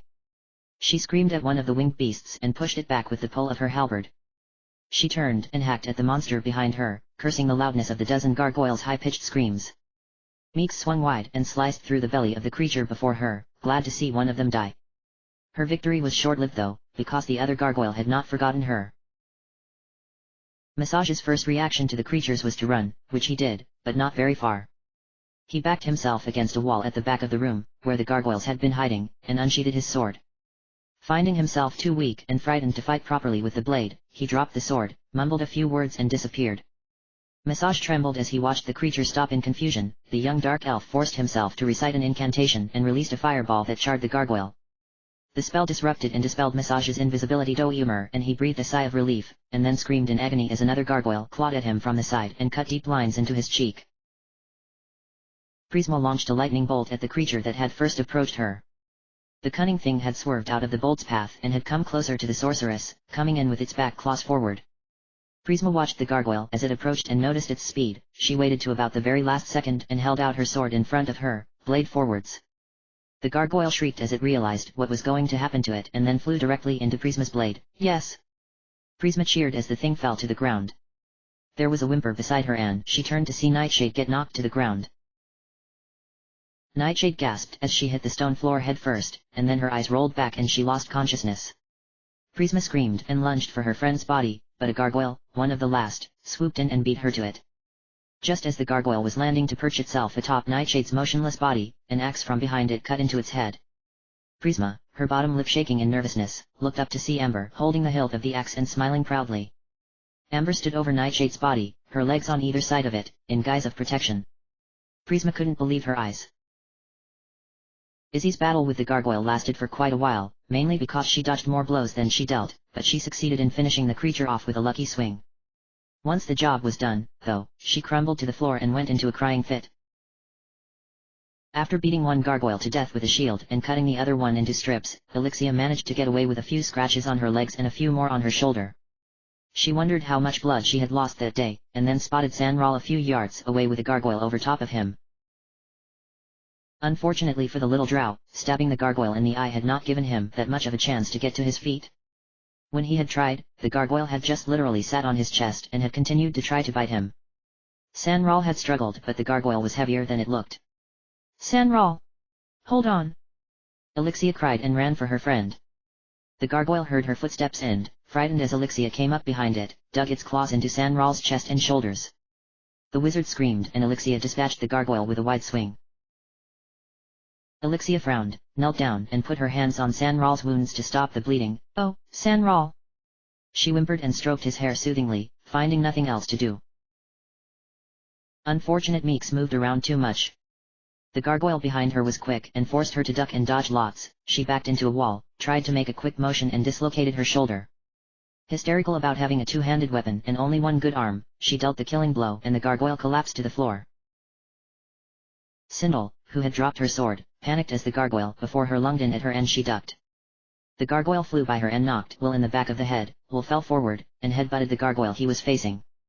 Will stepped back and Sindel had the chance to regain her sword. Now facing the two gargoyles side by side, the two clerics were capable of winning the fight, which they did.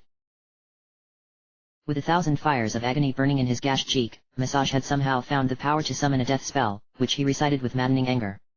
He simply touched the creature and the thing died, falling to the floor a lifeless heap. The slender wizard leaned back against the wall, slid down its length and sat down, breathing heavily.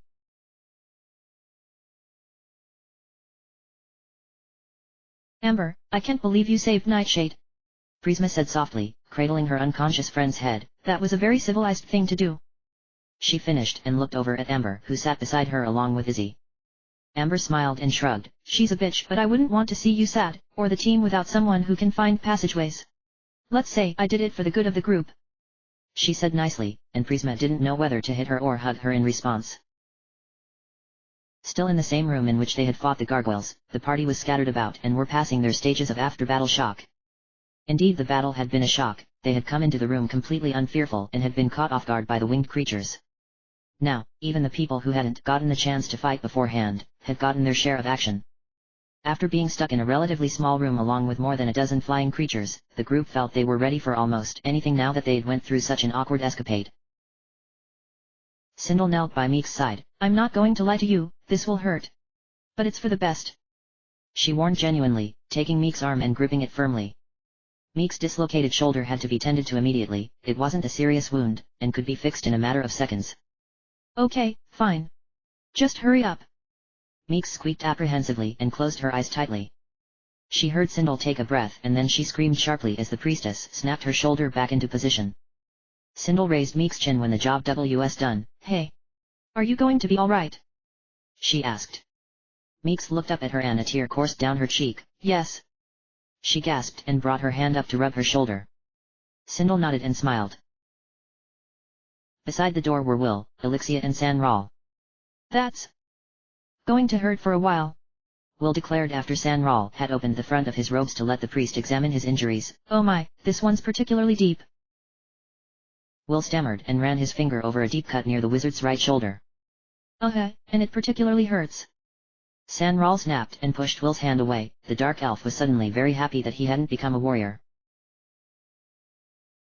Do you need a bandage? Elixia asked Will concernedly, feeling horrible for Sanral's plight. Will frowned. I would, but... He began but stopped and watched as Elixia removed her cloak and offered it to him. Take it and use it. Elixia said quickly. Will took the cloak from the girl's hands. All right. Thank you. He said slowly and tore a strip off the material. He bent forwards and began to wrap the cloth about Sanral's chest. Well, you can thank Elixia for the blood you'll save, Will said to the wizard matter-of-factly. Sanral looked over at Elixia and smiled warmly. I will, he said and patted the warrior's thigh. I swear I will, he said and Elixia's heart skipped. Still against the wall he had sunk down, Massage took deep breaths and watched his other teammates be looked after. He brought his hand up to his lean cheek and flinched when his fingers crossed one of the claw marks. It stung like acid. He considered himself lucky for not having been wounded more seriously, but cursed at the fact that he had been wounded in such a bluntly visible area.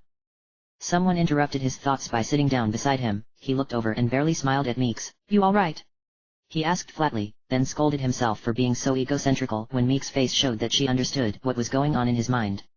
Meeks looked at him for a moment, unable to blame him for being down. I'm fine. You? She asked dumbly. Massage gave her an offended expression and then pointed to his cheek. Other than this, I'm fit as a fiddle, he said in a sarcastic tone and stared straight forward, annoyedly. Meeks frowned at his conduct. Look, I'm sorry, alright. We all got hurt, I mean. She began, but Massage cut her off. No, it's okay. I'm just being. Really? He said, exasperated and completely at a loss for words. Meeks, unable to help the wizard with vocabulary, wrapped her arms around his lithe frame and leaned her head on his shoulder. Massage exhaled and gave up, leaning his good cheek on the top of Meeks' head. I just hope this doesn't happen again, he mumbled. End of chapter. Chapter 8. Chapter 8. Hope and luck go hand in hand. One more horn to go and we can see what's behind that carving in the lobby, Prisma exclaimed as she turned the newly found Southwind horn in her hands. The party had exited the cursed room they had been in earlier and now stood prisoners amongst the darkened hallways of Darkmoon's lowest chambers. When Will and Sindel had finished looking after all the injured people as best they could, the team had rummaged about the pile of goods in the center of the room. Within it, they found Southwind, a thick navy blue cloak, that Will had insisted Elixia have, since she had so generously offered her cloak for bandages, a shield, which no one cared to take because of its cumbersome size, a pair of magical wrist bracers that enhanced the wearer's armor class, which Massage dove for, and a long sword.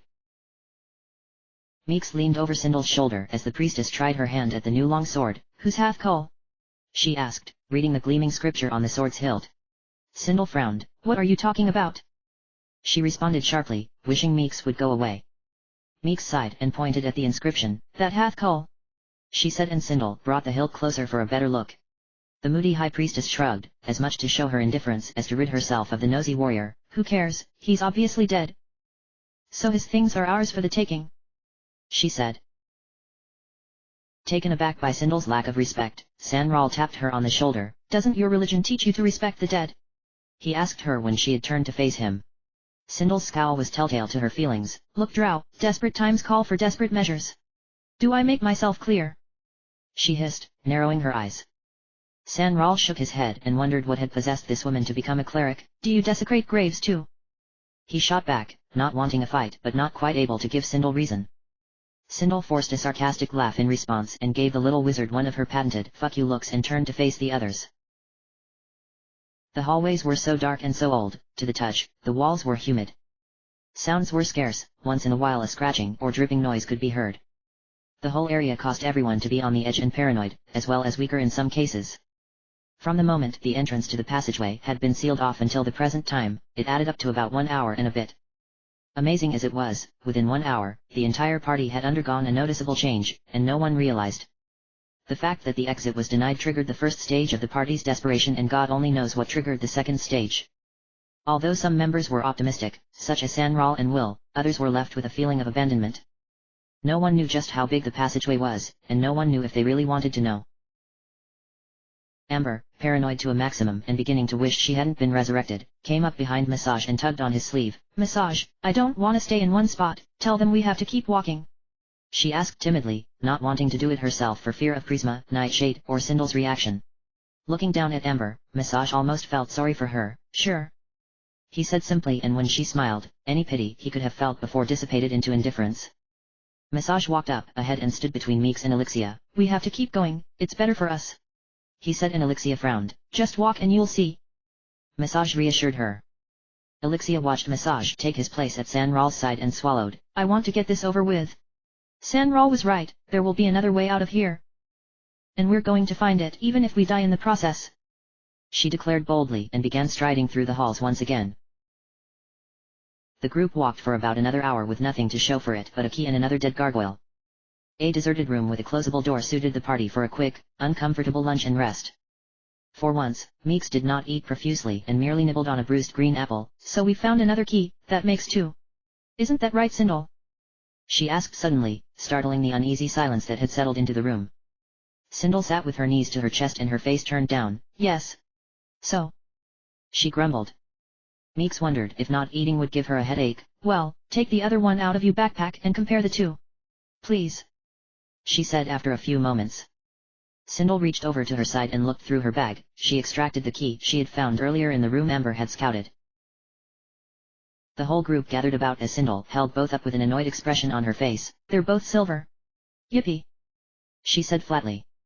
Prisma clutched a cup of water and drank from it from time to time. Those keys may be our only hope. If there are keys down here, then maybe one of them belongs to a way out. She opted, and beside her, Nightshade nodded her agreement. Izzy pouted from behind Amber. Or maybe they're just for more doors that reveal more gargoyles. She commented with a sudden shiver. Don't know. Elixia said, staying close to Sanral's side. I don't want to have to sleep here. It's so creepy. She confessed and looked over at Sanral.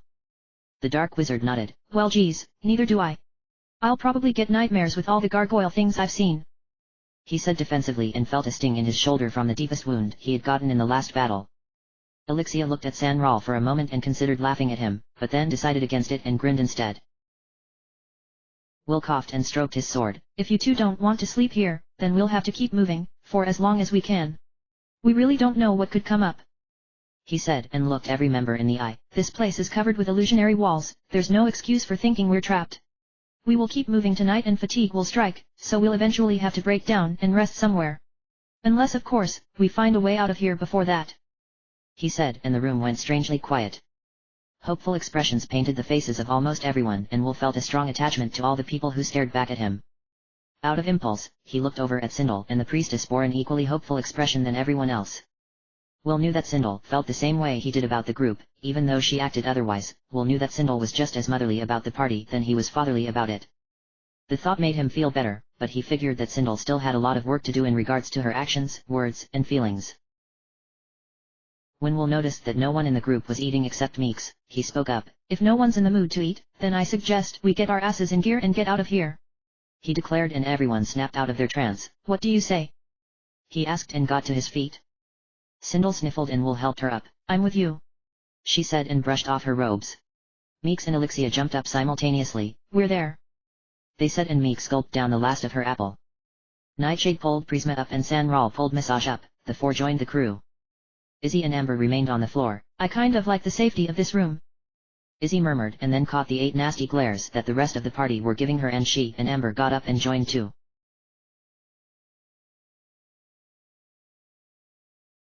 A few hours passed and the group found nothing of interest, not even any gargoyles to stand in their way. Nightshade got hungry and had to eat on the run, and Meeks had gotten a headache. The walls and halls all resembled one another, and Prisma developed a queer feeling of dizziness. Izzy and Amber constantly jumped at every sound they heard and drove the party nuts. Massage and Sanral remained pretty quiet and spoke in low tones from time to time, sometimes having to share a joke with the rest of the party. Will and Sindel tuned into their communal pride and actually talked calmly about how well the group was holding together, Sindel excluding all of her wars with Massage and Sanral, of course.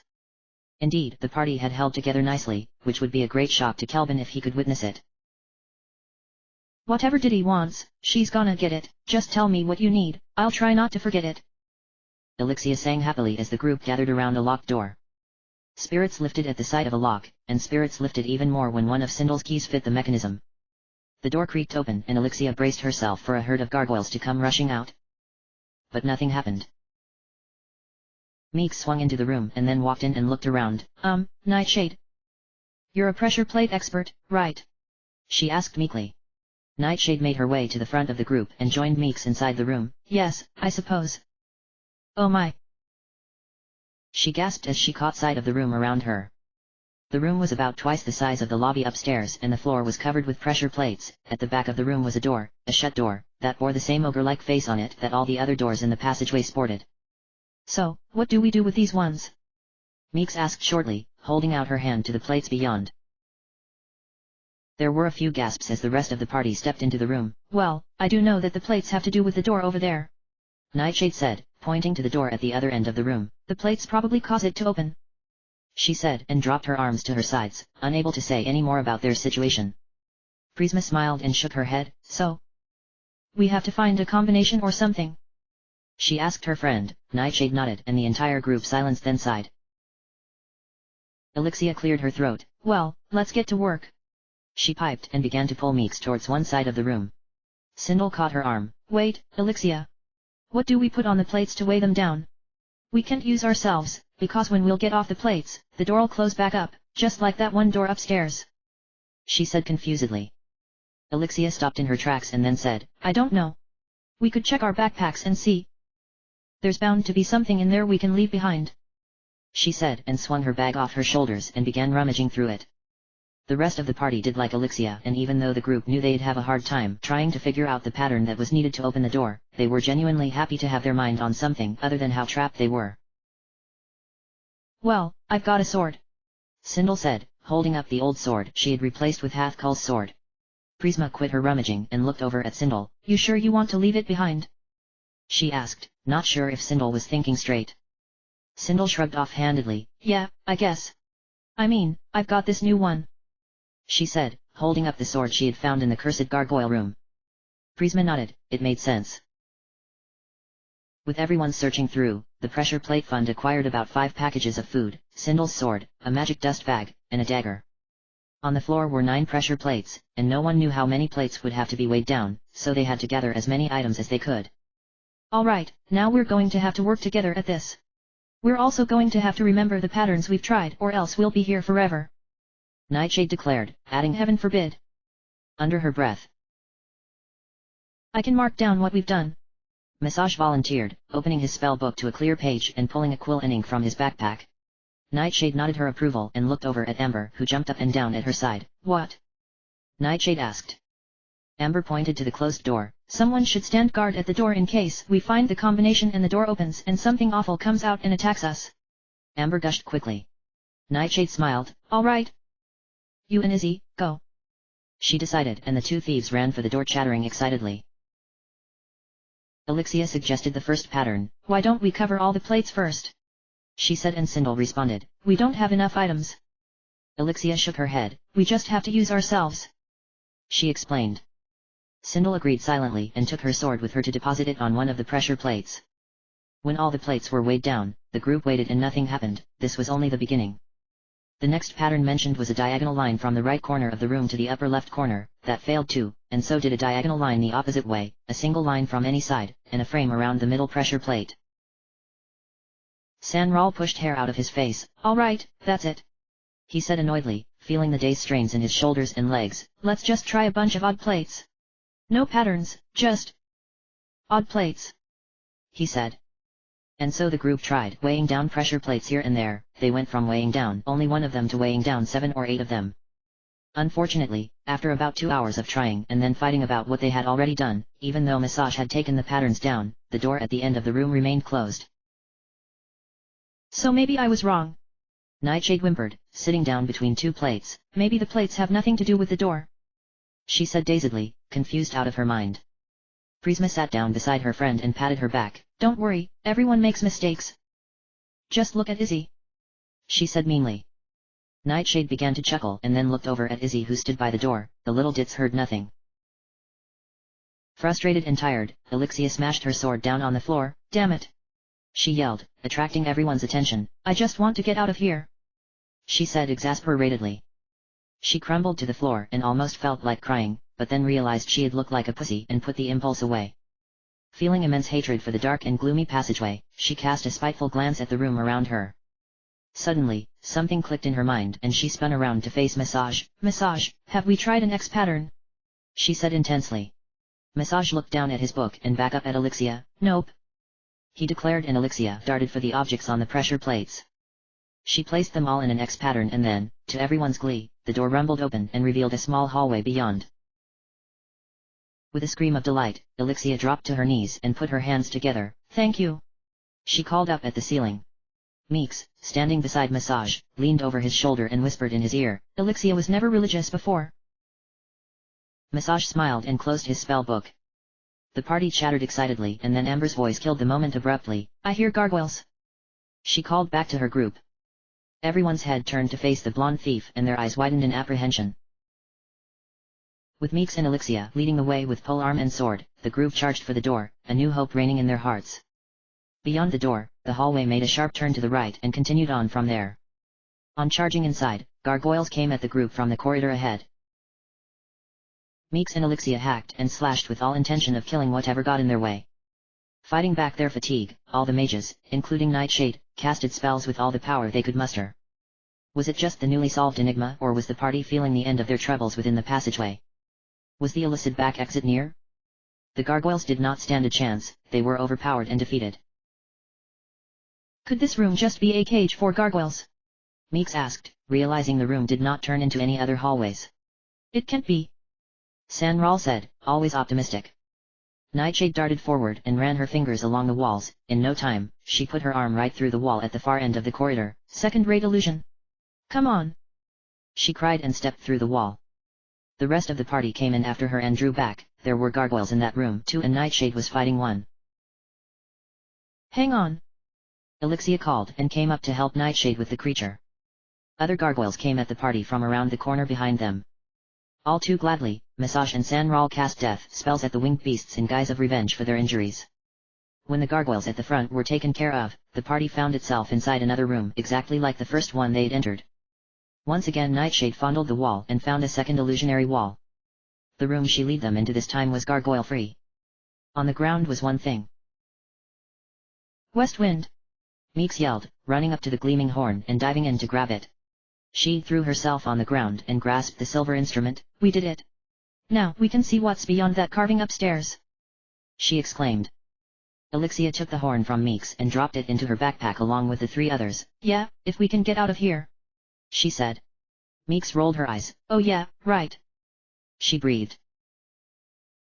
Sindel yawned and sat down. I'm tired, therefore we're staying here for the night, she said promptly. No one cared to argue and the group began to drift off to certain spots and lay down their blankets. Is anyone hungry? Will asked, getting absolutely no response whatsoever. Fine, he muttered. The only thing the members of the party were interested in doing was sleeping. Everyone was beat. Nightshade and Prisma, once they'd unrolled their blankets, laid down and immediately fell asleep.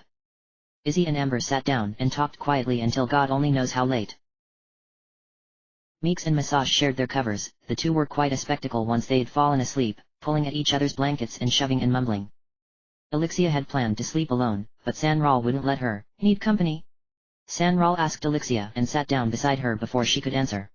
Laying atop her blankets, Elixia looked up at Sanral and contemplated his features. Sure, she squeaked. From a little further down, Meeks and Massage yelped something and Sanral made a dismissive gesture with his hand. They're odd, he said softly down to Elixia. Elixia smiled and reached over to touch his leg. How are your injuries? She asked, feeling her face go red. Oh, fine. He started and then shook his head. No, they hurt like a bitch, he said and smiled at his confession. Elixia pursed her lips. I'm sorry. I have wounds too. If it makes you feel any better, she said lightly and pointed to her arms and legs. Sanral's eyes widened. Elixia, seeing you in pain does not make me feel any better, he stated methodically and frowned. Elixia yawned and closed her eyes. Look, if you want to keep me company just shut up, she ordered the lithe wizard. Sanral sighed and laid down beside the red-headed warrior. She offered him some of her covers and when he accepted, she drew closer to him and curled up against him. Elixia? Sanral asked timidly. Elixia raised her head and looked up at him. What? she asked. Sanral sat up and pulled her up with him. There, he said simply, and before Elixia could respond, he grasped her waist, pulled her to him and kissed her. Elixia kissed him back and tucked some of his hair behind his ear. No. Not here. Elixia gasped once Sanral had pulled away. The young wizard cocked his head to one side sympathetically and Elixia stroked his face. Later, there are others here, she said softly and laid back down on the floor. Sanral sighed and blew a strand of hair from his eyes. Later is better than never. He resumed his earlier position at Elixia's side and contented himself with holding her.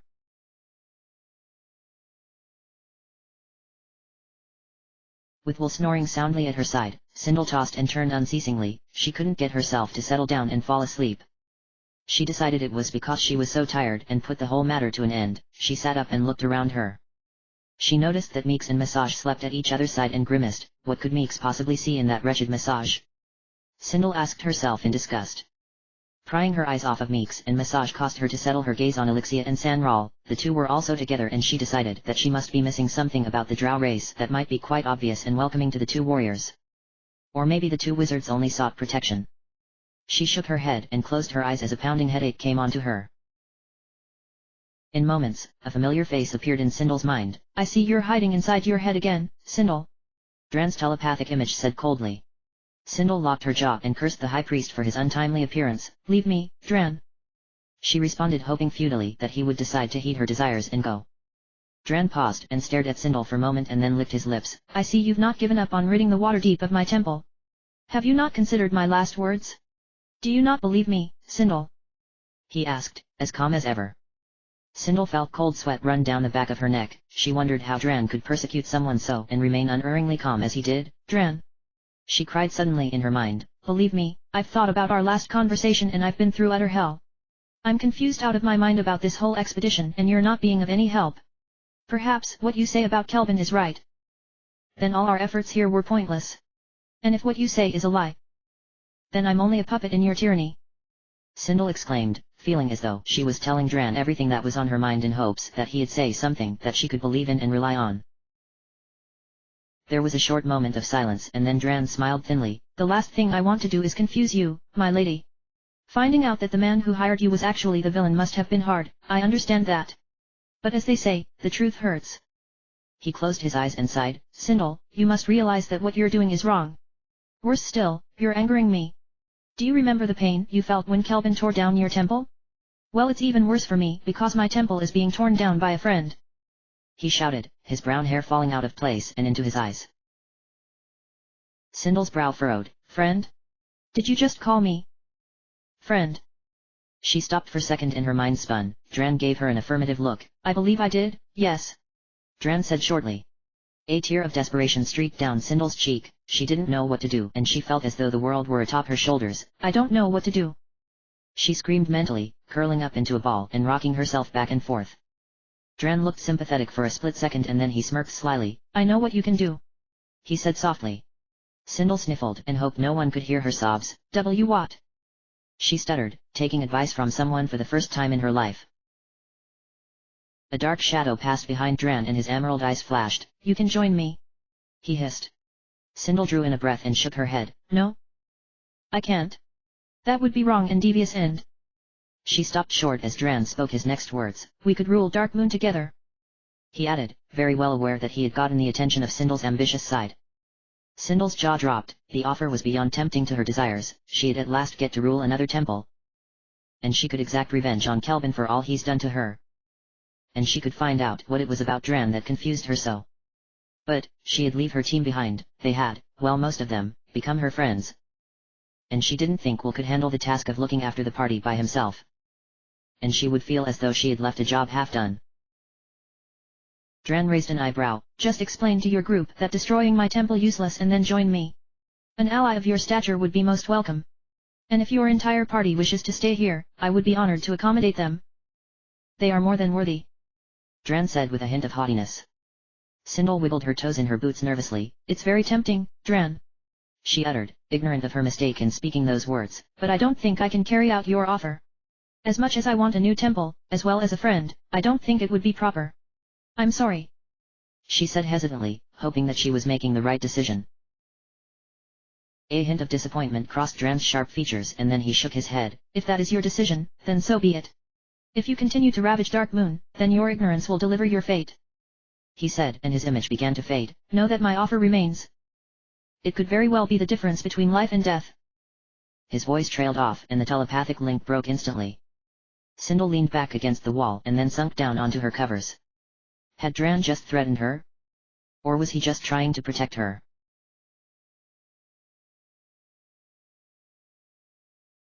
The next morning when dawn broke, the party awoke and headed back into the rooms they had crossed earlier, in hopes of finding an escape route. The group's feeling of being near the end of their torment was intense the day before and no one wanted to let the feeling die that morning. Breakfast had been simple, because very few members actually had an appetite. All the party wanted to do was get the hell out of that gloomy passageway. Well, we've got all four horns, south, west, east, and north. At least we know what to do once we're out of here, Meeks said cheerfully and yawned the last of her fatigue. Beside Meeks, Alexia's eyelids still drooped. Did you sleep well last night? She asked, taking notice of Meeks' yawn. Meeks paused for a moment and then smiled. I might have if... She cleared her throat and looked behind her. Massage, she said his name overly loud for emphasis. Wouldn't have spent the night pulling off my covers, she declared and let a chuckle escape her throat. And you? She asked her friend. Alexia couldn't help but smile. Yes, I slept well. Sanral's chest is better than any pillow. She commented slyly, knowing that Meeks had no idea that she and Sanral had slept as Meeks and Massage had. Meek's jaw dropped and she pointed at Elixia with one of the most exquisite expressions Elixia had ever seen painted on her face. No. No way. Meeks yelped, then realized she was being loud and piped down a little. You two? Together? Right on. She exclaimed, her eyes shimmering. Elixia blushed and unsheathed her sword. Yep. You knew it was coming. He's liked me from the beginning. She said proudly, waving her sword before her in slow arcs. Meeks frowned. You guys didn't. She began tentatively and Elixia elbowed her hard. No. She cried. Of course not. But he wanted to. She said and looked over at Meeks. A curious gleam found its way into Meeks' eye. Did you want to? She asked. Elixia hid her face behind her sword for a second and then lowered it so that only her eyes were showing. Yes. She said barely audibly. Meeks began to cheer and then Elixia made calming gestures with her hands. Shh. She said and then gave Meeks an expecting glare. I've told you about mine, now you tell me about yours. Have you in Massage, you know? She tried and brushed back some of her blood-red hair. Meeks' eyes widened and she grinned and blushed. Nope. She said, her smile staying put on her lips. Elixia frowned at her friend. Why are you smiling? She asked confusedly. Meeks sighed. He may seem mean and callous, but he's actually shy and reserved. She said and then looked back at Massage for a split second. The wizard smiled at her and then continued his conversation with Sanral. I think it's cute. He'll come around. I can wait for him. I'm kinda shy with that sorta stuff too. Meeks decided and felt a warm feeling in her stomach. Elixia smiled at her friend and figured that she had the right idea. The group walked back to the two adjacent rooms that had been cleared of gargoyles the day before and found nothing of interest. Before misery began to set in again, Nightshade popped up to the front of the group and offered her services. I'm going to check all the walls. Yesterday, we were all tired and none of us really paid attention to our surroundings. We could have forgotten something. She said, and without waiting for a response, she threw her long black hair over her shoulder and began fondling the walls. As Nightshade went ahead at doing this, the rest of the team broke up and worked at waking themselves up completely. Prisma walked up to Sindel and tapped her on the shoulder. Sindel, I saw you crying last night. You looked as though you were thinking about something awful. Do you want to share your agonies with the rest of the group? We could make you feel better. She said brightly, ignoring the nasty look Sindel was giving her. Sindel covered her eyes with her hand and shook her head. Did you have tell everyone that I was crying? She grumbled and looked down at Prisma with the corner of her eye. Prisma put her hands on her hips and raised an eyebrow. Don't be a bitch, I just wanna help. You can't keep being this closed up, Sindel, you'll go crazy in a few years. She said and wondered if the High Priestess wasn't crazy already. Sindel stared at Prisma and thought about telling her the truth. It would make her feel better, and maybe she could get different opinions on the subject. But then again, maybe it would just make the team feel worse and cause them to lose hope. Dran had already contacted her twice and it was more than obvious that he knew almost everything, if not everything, that the team was doing. I was crying because of Dran. Sindel said, and Prisma frowned in confusion. Dran contacted me twice already, the first time he interrupted my telepathic connection with Kelvin and the second time was last night. She declared. Now the group went silent and everyone gathered round to hear Sindel's words. Sindel couldn't believe she was actually going to tell everyone about the encounters and wished she could just sink into the ground and never return, although that would have contented a few members. Massage, it wasn't about to happen. Elixia's eyes flared. Why didn't you tell us? That's important, you know. She yelled and attracted Nightshade's attention, who stopped her while fondling and joined the rest of the crew. Sindel made a sharp slicing gesture with her hands. Shut up, alright. She yelped. I don't know why I didn't tell you guys. Anyway, Dran knows everything that's going on with us, I don't know how, but my guess is he's crying. She said bluntly. Izzy's voice broke from the back of the circle. So we're screwed? She asked pathetically. There was a dull thudding sound and Izzy's voice set out, and the little thief's question was overlooked. Will exhaled loudly. He knew something was wrong with Sindel, other than her attitude. Since the communication with Kelvin, he had just decided it wiser to let her be. I knew it. So, what did he say to you when you first spoke? He asked, putting his hands on Sindel's shoulders and sitting her down on her backpack. Sindel sniffled and rubbed her nose. Well, he told me that he knew who I was here with and that he knew we had just resurrected Ember. She paused and frowned. And then he got angry because our party had destroyed his undead army. She said as though she was thinking about something else. Although the whole group was mad because Sindel hadn't told them about Dran earlier, Elixia and Meeks were the most affected. They thought the group was making good progress and that Darkmoon wouldn't know what hit it once it went down. but now the enemy watched them, so Sindel said, and that made the two leaders sorely uncomfortable. What does a temple need an undead army for anyway? Meeks grumbled, barely able to look Sindel in the eye. Sindel's face was long and tired and she seemed to be annoyed at the world. Look, okay, just listen and I'll explain everything, she said and took a deep breath after giving Meeks the evil eye. Dran said that the undeads were not for us but for Kelvin. You see, he told me that Kelvin was the real culprit in this whole affair. Sindel closed her eyes and dug into her memory to recover the explanation Dran had given her a few nights ago. Dran said that Kelvin was growing bias on issues concerning the Waterdeep that had to be dealt with impartially. He also said that Kelvin was being accused of treachery, she said, already feeling the weight being lifted off her chest. No one in the group came from the Waterdeep proper except Sindel, so no one knew whether to be shocked or not at the mention of the city's archmage being involved in treachery. No members knew if the man was trustworthy, even though he looked to be. The group had just assumed that Kelvin was a good and respectable individual. Wouldn't the city's archmage have to be? It was hard to swallow though, learning that the man who hired you to take someone out is really the bad guy, and the entire party wasn't ready to accept it as given. After all, the shocking words had come from the enemy's lips, hadn't they? So you're trying to tell us that Kelvin is the nasty one, and not Dran Dragor? Nightshade said confusedly from beside Massage and Prisma.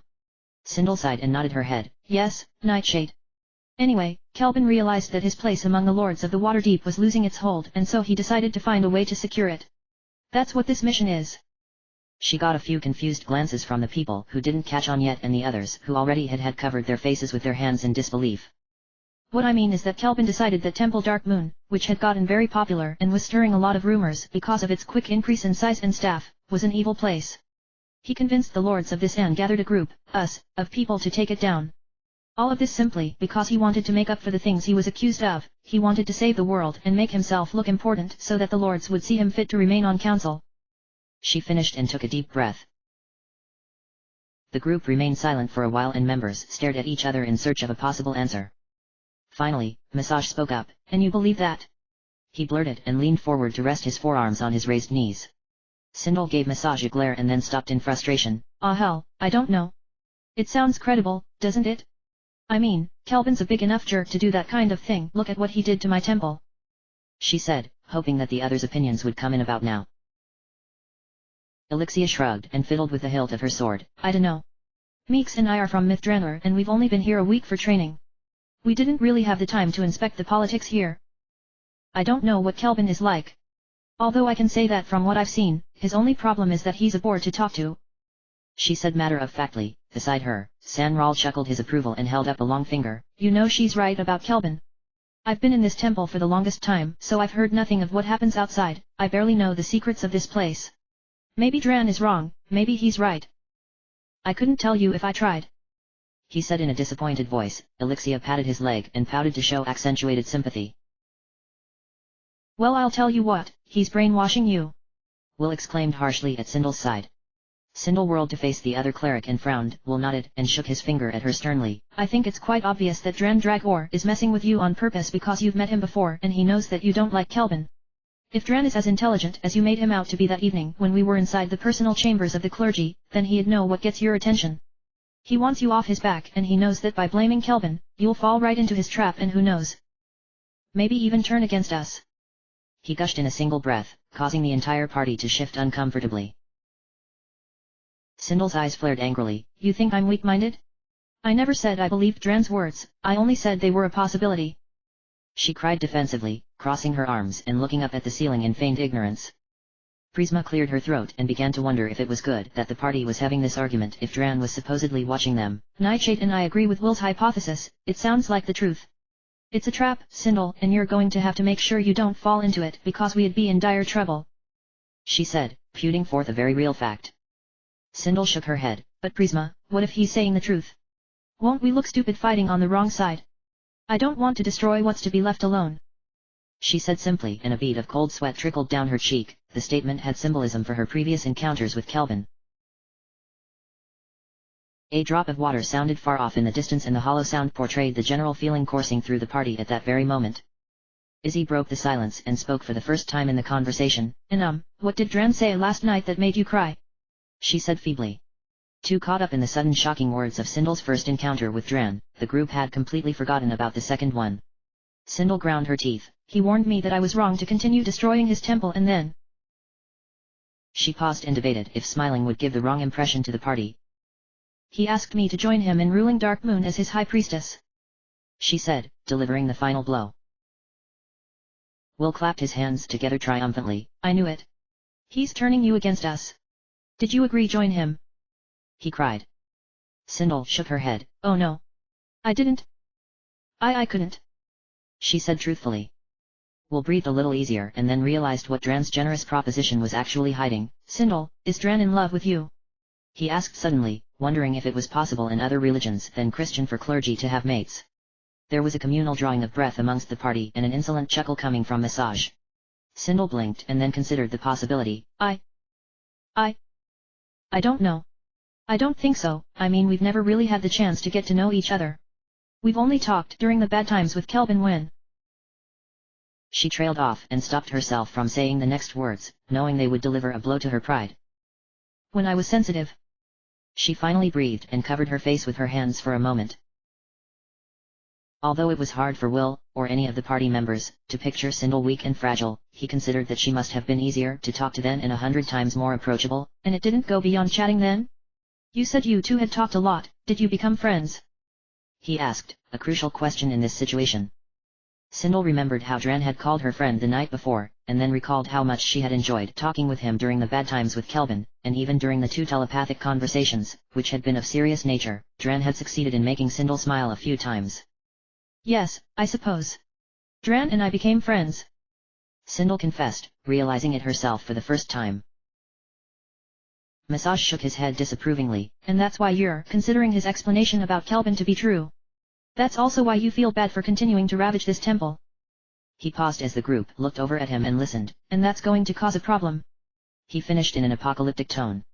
Sindel looked everyone in the eye and registered their frustration and amazement. She closed her eyes then and hugged her knees to her chest. I'm sorry people. She whimpered. Indeed, Sindel's association with Dran will cause a problem, a great big problem for the entire group. Meeks shuddered for no reason and thought of something. But people, if Dran is Sindel's friend, then why would he lie to her? She opted brightly, picking at the blade of her pole arm. Sindel nodded somberly. Precisely. The things he says, I think he's trying to protect me. He told me that the fight was between him and Kelvin and that I had no reason to interfere. I guess those 2 reasons pretty much sum up why I tend to think that he might be right about Kelvin. She explained, bringing a new twist to the story. Prisma bit her lower lip. Oh my. She said slowly, seeing the ambiguity of the party's situation and finding herself no longer able to be so sure that Dran was brainwashing Sindel. There's really no way of knowing who's right and who's wrong here. We'll just have to go on our gut feeling. And anyway, if Dran isn't hostile, then why does he let his forces attempt to destroy us? Amber said triumphantly from beside Izzy, in hopes of making an important point. The group looked over at her and then Sindel shook her head. For the love of God, Amber. If you owned and loved a gorgeous temple and a gang of people were trying to tear it down, wouldn't you defend your building too? Even if it was your friend that was doing it. You would fight back to save your home, wouldn't you? She cried desperately and no one dared to say anything against her because she was right. Amber looked around shyly. I guess you're right. She squealed. Elixia leaned on Sanral's shoulder and yawned. We have a big problem here, she declared in a low tone. So what do we do? Do we quit and go home or do we take this place down like we're being paid to? She asked, giving the party an ultimatum. No one dared to answer because very few members were actually sure of the course to take. If it hadn't been for Will, who knows how long the group would have remained in the same spot. The high priest got up and brushed off his crimson robes. I'm definitely not giving in to the traitorous and manipulative snake who runs this evil place. I'm going to rid the Waterdeep of Temple Darkmoon. He exclaimed bravely and then unsheathed his long sword and faced the others who remained sitting on the floor. Who will come with me? He asked intensely, holding out the blade of his sword. Nightshade got to her feet and placed her blade atop Will's. I want blood, she said with a devious smile. Soon after, Meek's polearm and Elixia's saber joined the pile of bloodied blades. We want blood, Meeks said definitively. Already, Will's stern expression brightened. He was getting more teammates than he had initially hoped to get. Massage figured that all the group's questions would be answered with time. He got up and stood at Will's side. My magic is at your service, he said in his dark voice and looked over at Sanral, in hopes that the other mage would come and Massage wouldn't be the only spellcaster. Indeed Sanral caught the hint and the little dark elf helped Prisma, who looked to have caught Masage's gaze too, to her feet, and the two joined Masage's side. Prisma and I would be glad to help. Sanral offered softly. Sindel watched as her teammates piled onto Will's side. She wondered if she should do the same. Seeing everyone else go, Izzy and Amber panicked and ran up to join them. You might need someone to hold a torch, Izzy said proudly, and Will smiled, happy to get assistance from anyone at the moment. Now everyone looked down at Sindel, who still sat in a ball on the floor with a dismal expression on her face. Will wondered if he should just leave her there before she caused any more trouble, but he couldn't get himself to be so cruel. It was against his morals. Sindel looked up at everyone and wished she didn't have to face such a decision. The more she thought about it, the more she realized that she believed Dran. But still, she couldn't just leave. I'm in. Sindel squeaked and got to her feet. Let's kick some cleric butt, she said sourly, recalling Meeks and Alexia's cheer when the group had been trekking through the woods. She joined the rest of her crew and Will smiled proudly, thinking that Sindel had finally seen the light.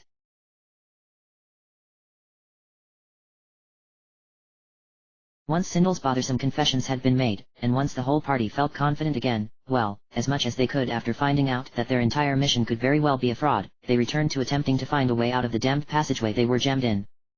Nightshade resumed her wall fondling, positive that there was a secret hallway that the group had overlooked the night before when they were in a rush to get to safety. The rest of the 9 members could do nothing but sit and wait, as they realized that a secret corridor could very well be their last chance to escape Darkmoon's cold and gloomy basement. Woohoo! Get your butts over here! Nightshade rang from one of the very first walls the party had crossed after finding the correct combination to open the door. I found another of them tricky button things, she called, and her gang came rushing with bright and hopeful expressions on their faces. With the band of seasoned warriors all piled up at her back, Nightshade pressed the small and round rock at the bottom right corner of the wall. The stonework of the wall dissipated into nothingness and a hallway that turned off to the right materialized. Oh God, please let this be the way out! Alexia begged and ran past Nightshade into the corridor beyond with Meeks close behind. The group followed and then Meeks' voice said, "Shit." Then, oh. The passageway they had just found stopped abruptly like a dead end, but Meeks watched in delight as Alexia put her arm through the wall that stood in their way. An illusion. This place is stacked, Will said amazedly and pushed back some hair. Beside him, Massage smiled devilishly. This is genuine drow artistry, Will. Enjoy the ride. He purred and followed Prisma as she and the others followed Meeks and Alexia through the illusionary wall. A door. A locked door. Izzy groaned from the back as the team stopped before a metal door that resembled the ones in the guards' barracks, a pleasant change from the ugly, ogre-like faced doors that orned the rest of the creepy passageway. There was a thud as Alexia threw her backpack to the floor and began to rummage through it desperately. I know I have more keys, I just know it, she mumbled and then sharply pulled out a silver key. Would this do? She piped. Meeks grasped the key from her friend's hand and hurried to insert it inside the lock. The key clinked and the door opened. Is this luck? She asked dumbly, undescribably ecstatic and feeling as though this whole dreary passageway was going to be a thing of the past in a few moments. I don't care if it's luck, it's giving me hope, Alexia cried and stalked into the room beyond. There was a staircase that the party ascended which led to another, and then another, and finally a large spider web barred their way. Alexia drew back and cringed. Ah hell, I'm not going in there, she whined, turning to the rest of the team. Meeks stepped up to the large web and ran the blade of her pole arm against it. That's just like that one web in that passageway near where we had found Insel, she remarked thoughtfully. And you remember what I told you about that web, Meeks? Massage said smoothly, coming up behind Meeks and raising an eyebrow at her. Meeks sighed and frowned. You told me that there's always 2 spiders beyond those webs and that they're tricky, she recited boredly. Massage nodded. That's right, so watch your back, he advised. Alexia cowered behind Meeks as she raised her pole arm and sliced down the sticky substance and stepped into the hallways beyond. She looked around paranoidly and strained her ears to hear the slightest sound that could warn her of either of the spiders coming. Oh, good job, Massage. You've made me nervous, Meeks said, her throat all cotton-like. The hallway divided into 3 sections, all looping into one another. The group went down the far left one, and eliminated the chances of having spiders coming at them from 2 directions. By walking close to the wall, they would only have to hold off one monster at a time. There was a quick ticking sound and then a high-pitched shriek as a giant spider turned the corner at the group's back and startled them witless.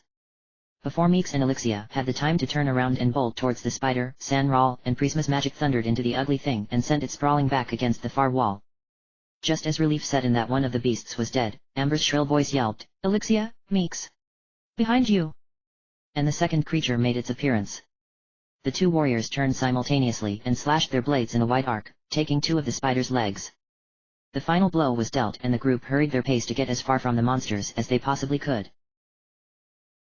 "There's another web over there," Sindel spoke in a low tone, for the first time since they'd left the spot where she had told them of her telepathic conversations with Dran.